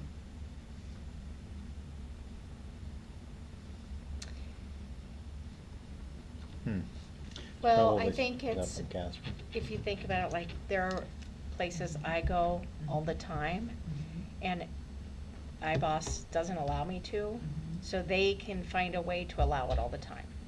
Like, I'm trying to think of a website I use for work related, I can't even think of one off the top of my head, but there have been times they've had to go in and fix it permanently. Okay, just add the website to an allow list. Right, Yeah. for that Okay. user. And it would just happen to me recently, it was Primo Water. Oh, okay. It would not let me access their billing site. Well, that's just weird. Yeah, Okay. because they've changed and it blocked it, so he went in and, Okay.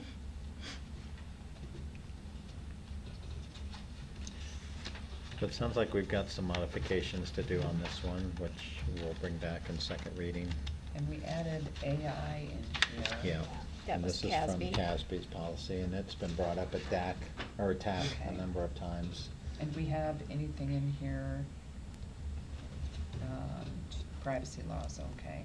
So basically, they will not be entering anything, any personally identifiable information Mhm. into an AI engine. Correct, Okay. right. There's a piece of language in the second paragraph that I just wanted to at least talk about, and it Kind of just hit me a little bit because, so it says, generally staff can use AI tools, yada, yada, and then the third line, and aiding in curriculum development. Now that language just freaked me out a little bit. A little bit, yeah. When you Because think about it, that's what because we we're approve trying to it. get away from, Mhm. right? And we Yeah. don't want them developing their Maybe own the curriculum. word We want them to development use isn't what- good, So, maybe a different word. curriculum, Delivery? delivery, Yeah. there you go. So development to delivery. Because technically, they're not developing curriculum. Right, they're delivering the. They might be using it to enhance. Right. I will disclose that the business casual definition came from AI. Thought I should let you know. There we go. And But how do you define AI, You can or how put do you, some of that in how do there you and see what it decide comes business back with. business casual? And Mhm. I There you asked go. ChatGPT and they came There up it with an is. amazing description. Amazing. Ask him about the hair, will you? Yeah, really. I want What to do see we what do they Hey, Google, say. no. His gray line. This is sort of an aside and not for this policy, but we're kind of working on what these tools are that we're gonna be able to figure out for AI. Something That's that in process. Kim's right? been tasked by TAC to explore, you know, what workshops, how can we ensure that our teachers are adequately prepared to appropriately use But we AI? really need to figure that out, because Mhm. it could get, it's already out of control, I'm sure. Mhm. Well, and that's, I mean, that kind of segues into instruction and teaching the kids how to effectively and ethically use AI. Yeah. Yeah, we definitely need that. And then on the last page, just a note, it says staff members are required to sign the district's acceptable use agreement, which probably now will need to be amended once we figure out the Yes. language in here. So Yes, just correct. pointing that out. Yep. Okay. All right, so I move that the board approve the first reading of revised policy GBEE, staff use of the internet and electronic communication. Second. Okay. Can I get a roll call? Director Callahan? Aye. Director Olson? Aye. Director Powell? Aye. Director Waller? Aye.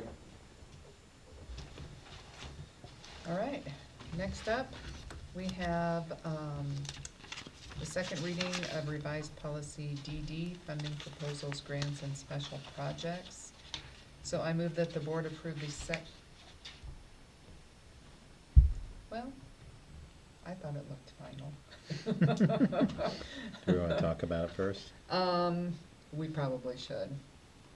Yeah, I think we agreed that we wouldn't formally bring grants under 10,000, but that you would be notified of all grants. I think that's what we had, so that was a major change to this. I think everything else was as presented previously, so you wouldn't find out we got a $9,900 grant without haphazardly. We would let you know, hey, we've applied for this grant, so.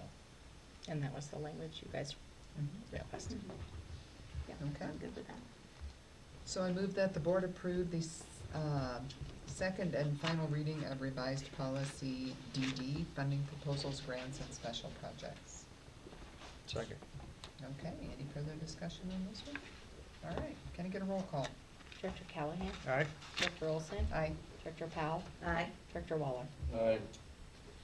Okay, and the last action item is the second reading of revised policy ADC, tobacco-free schools vaping. I move that the board approve the second and final reading of revised policy ADC, tobacco-free schools vaping. Second. I think we captured your feedback. I think so. If there's anything there that we've added parental permission on participation, a couple of different sections. Yeah. Yep, I thought it looked good, so, if there's no further discussion, can I get a roll call? Director Callahan? Aye. Director Olson? Aye. Director Powell? Aye. Director Waller? Aye. Okay, next up, board planning new business. Our next board meeting is June 23rd, 2025, here in the district office at 6 p.m. And when you get done with that, I would like a moment of your time. Okay, yeah, I'm done with it. Good to go? All right. It's with great reservation in sadness that I am tendering my resignation, effective as of right now. And I'll read this little letter. Dear Board President Rhonda Olson and fellow board members, and of course Dan, I am ready to formally resign from my position on the Elizabeth School Board effective June 10th, which is tomorrow, I guess. This decision has not come easily, but after thoughtful consideration, I believe it is the right time for me to step aside. Serving on this board has been a meaningful and rewarding experience. I've been very proud of the work we've accomplished together and deeply value the opportunity to have contributed to the betterment of our schools and community. I am confident that the board will continue to move forward with the same dedication and integrity. Please let me know how I can assist during the transition. I remain committed to the success of our students and staff, and I look forward to supporting the district in other ways in the future. Thank you again for the opportunity to serve, and I have really enjoyed it. And here's my letter. Thanks, John.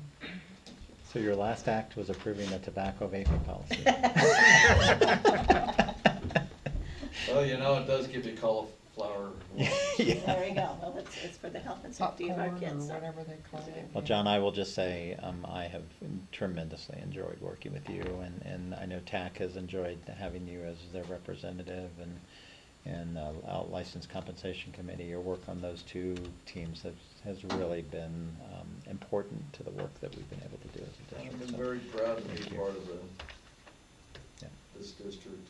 Right. And I think we've come a long ways in a short period of time. So I'm very pleased to step down, feeling confident that it's going to continue to get better. Well, you stepped in when we needed you. Yeah. And we'll And miss you. I appreciate that. I do. Well, And we have gotten a lot accomplished. Yeah. I mean, we have. We've got that auto building that's Yeah. just about And you'll have ready to come to the grand opening. Yeah, for sure. You better be there. We'll Yeah, make the sure we auto call building. you with that one. I don't know what the future holds, but we'll see. Yeah. Thank you. Well, thank you for Could sharing use this. a new sheriff. Never mind. Okay, well, with that, I call this meeting adjourned at 8:07.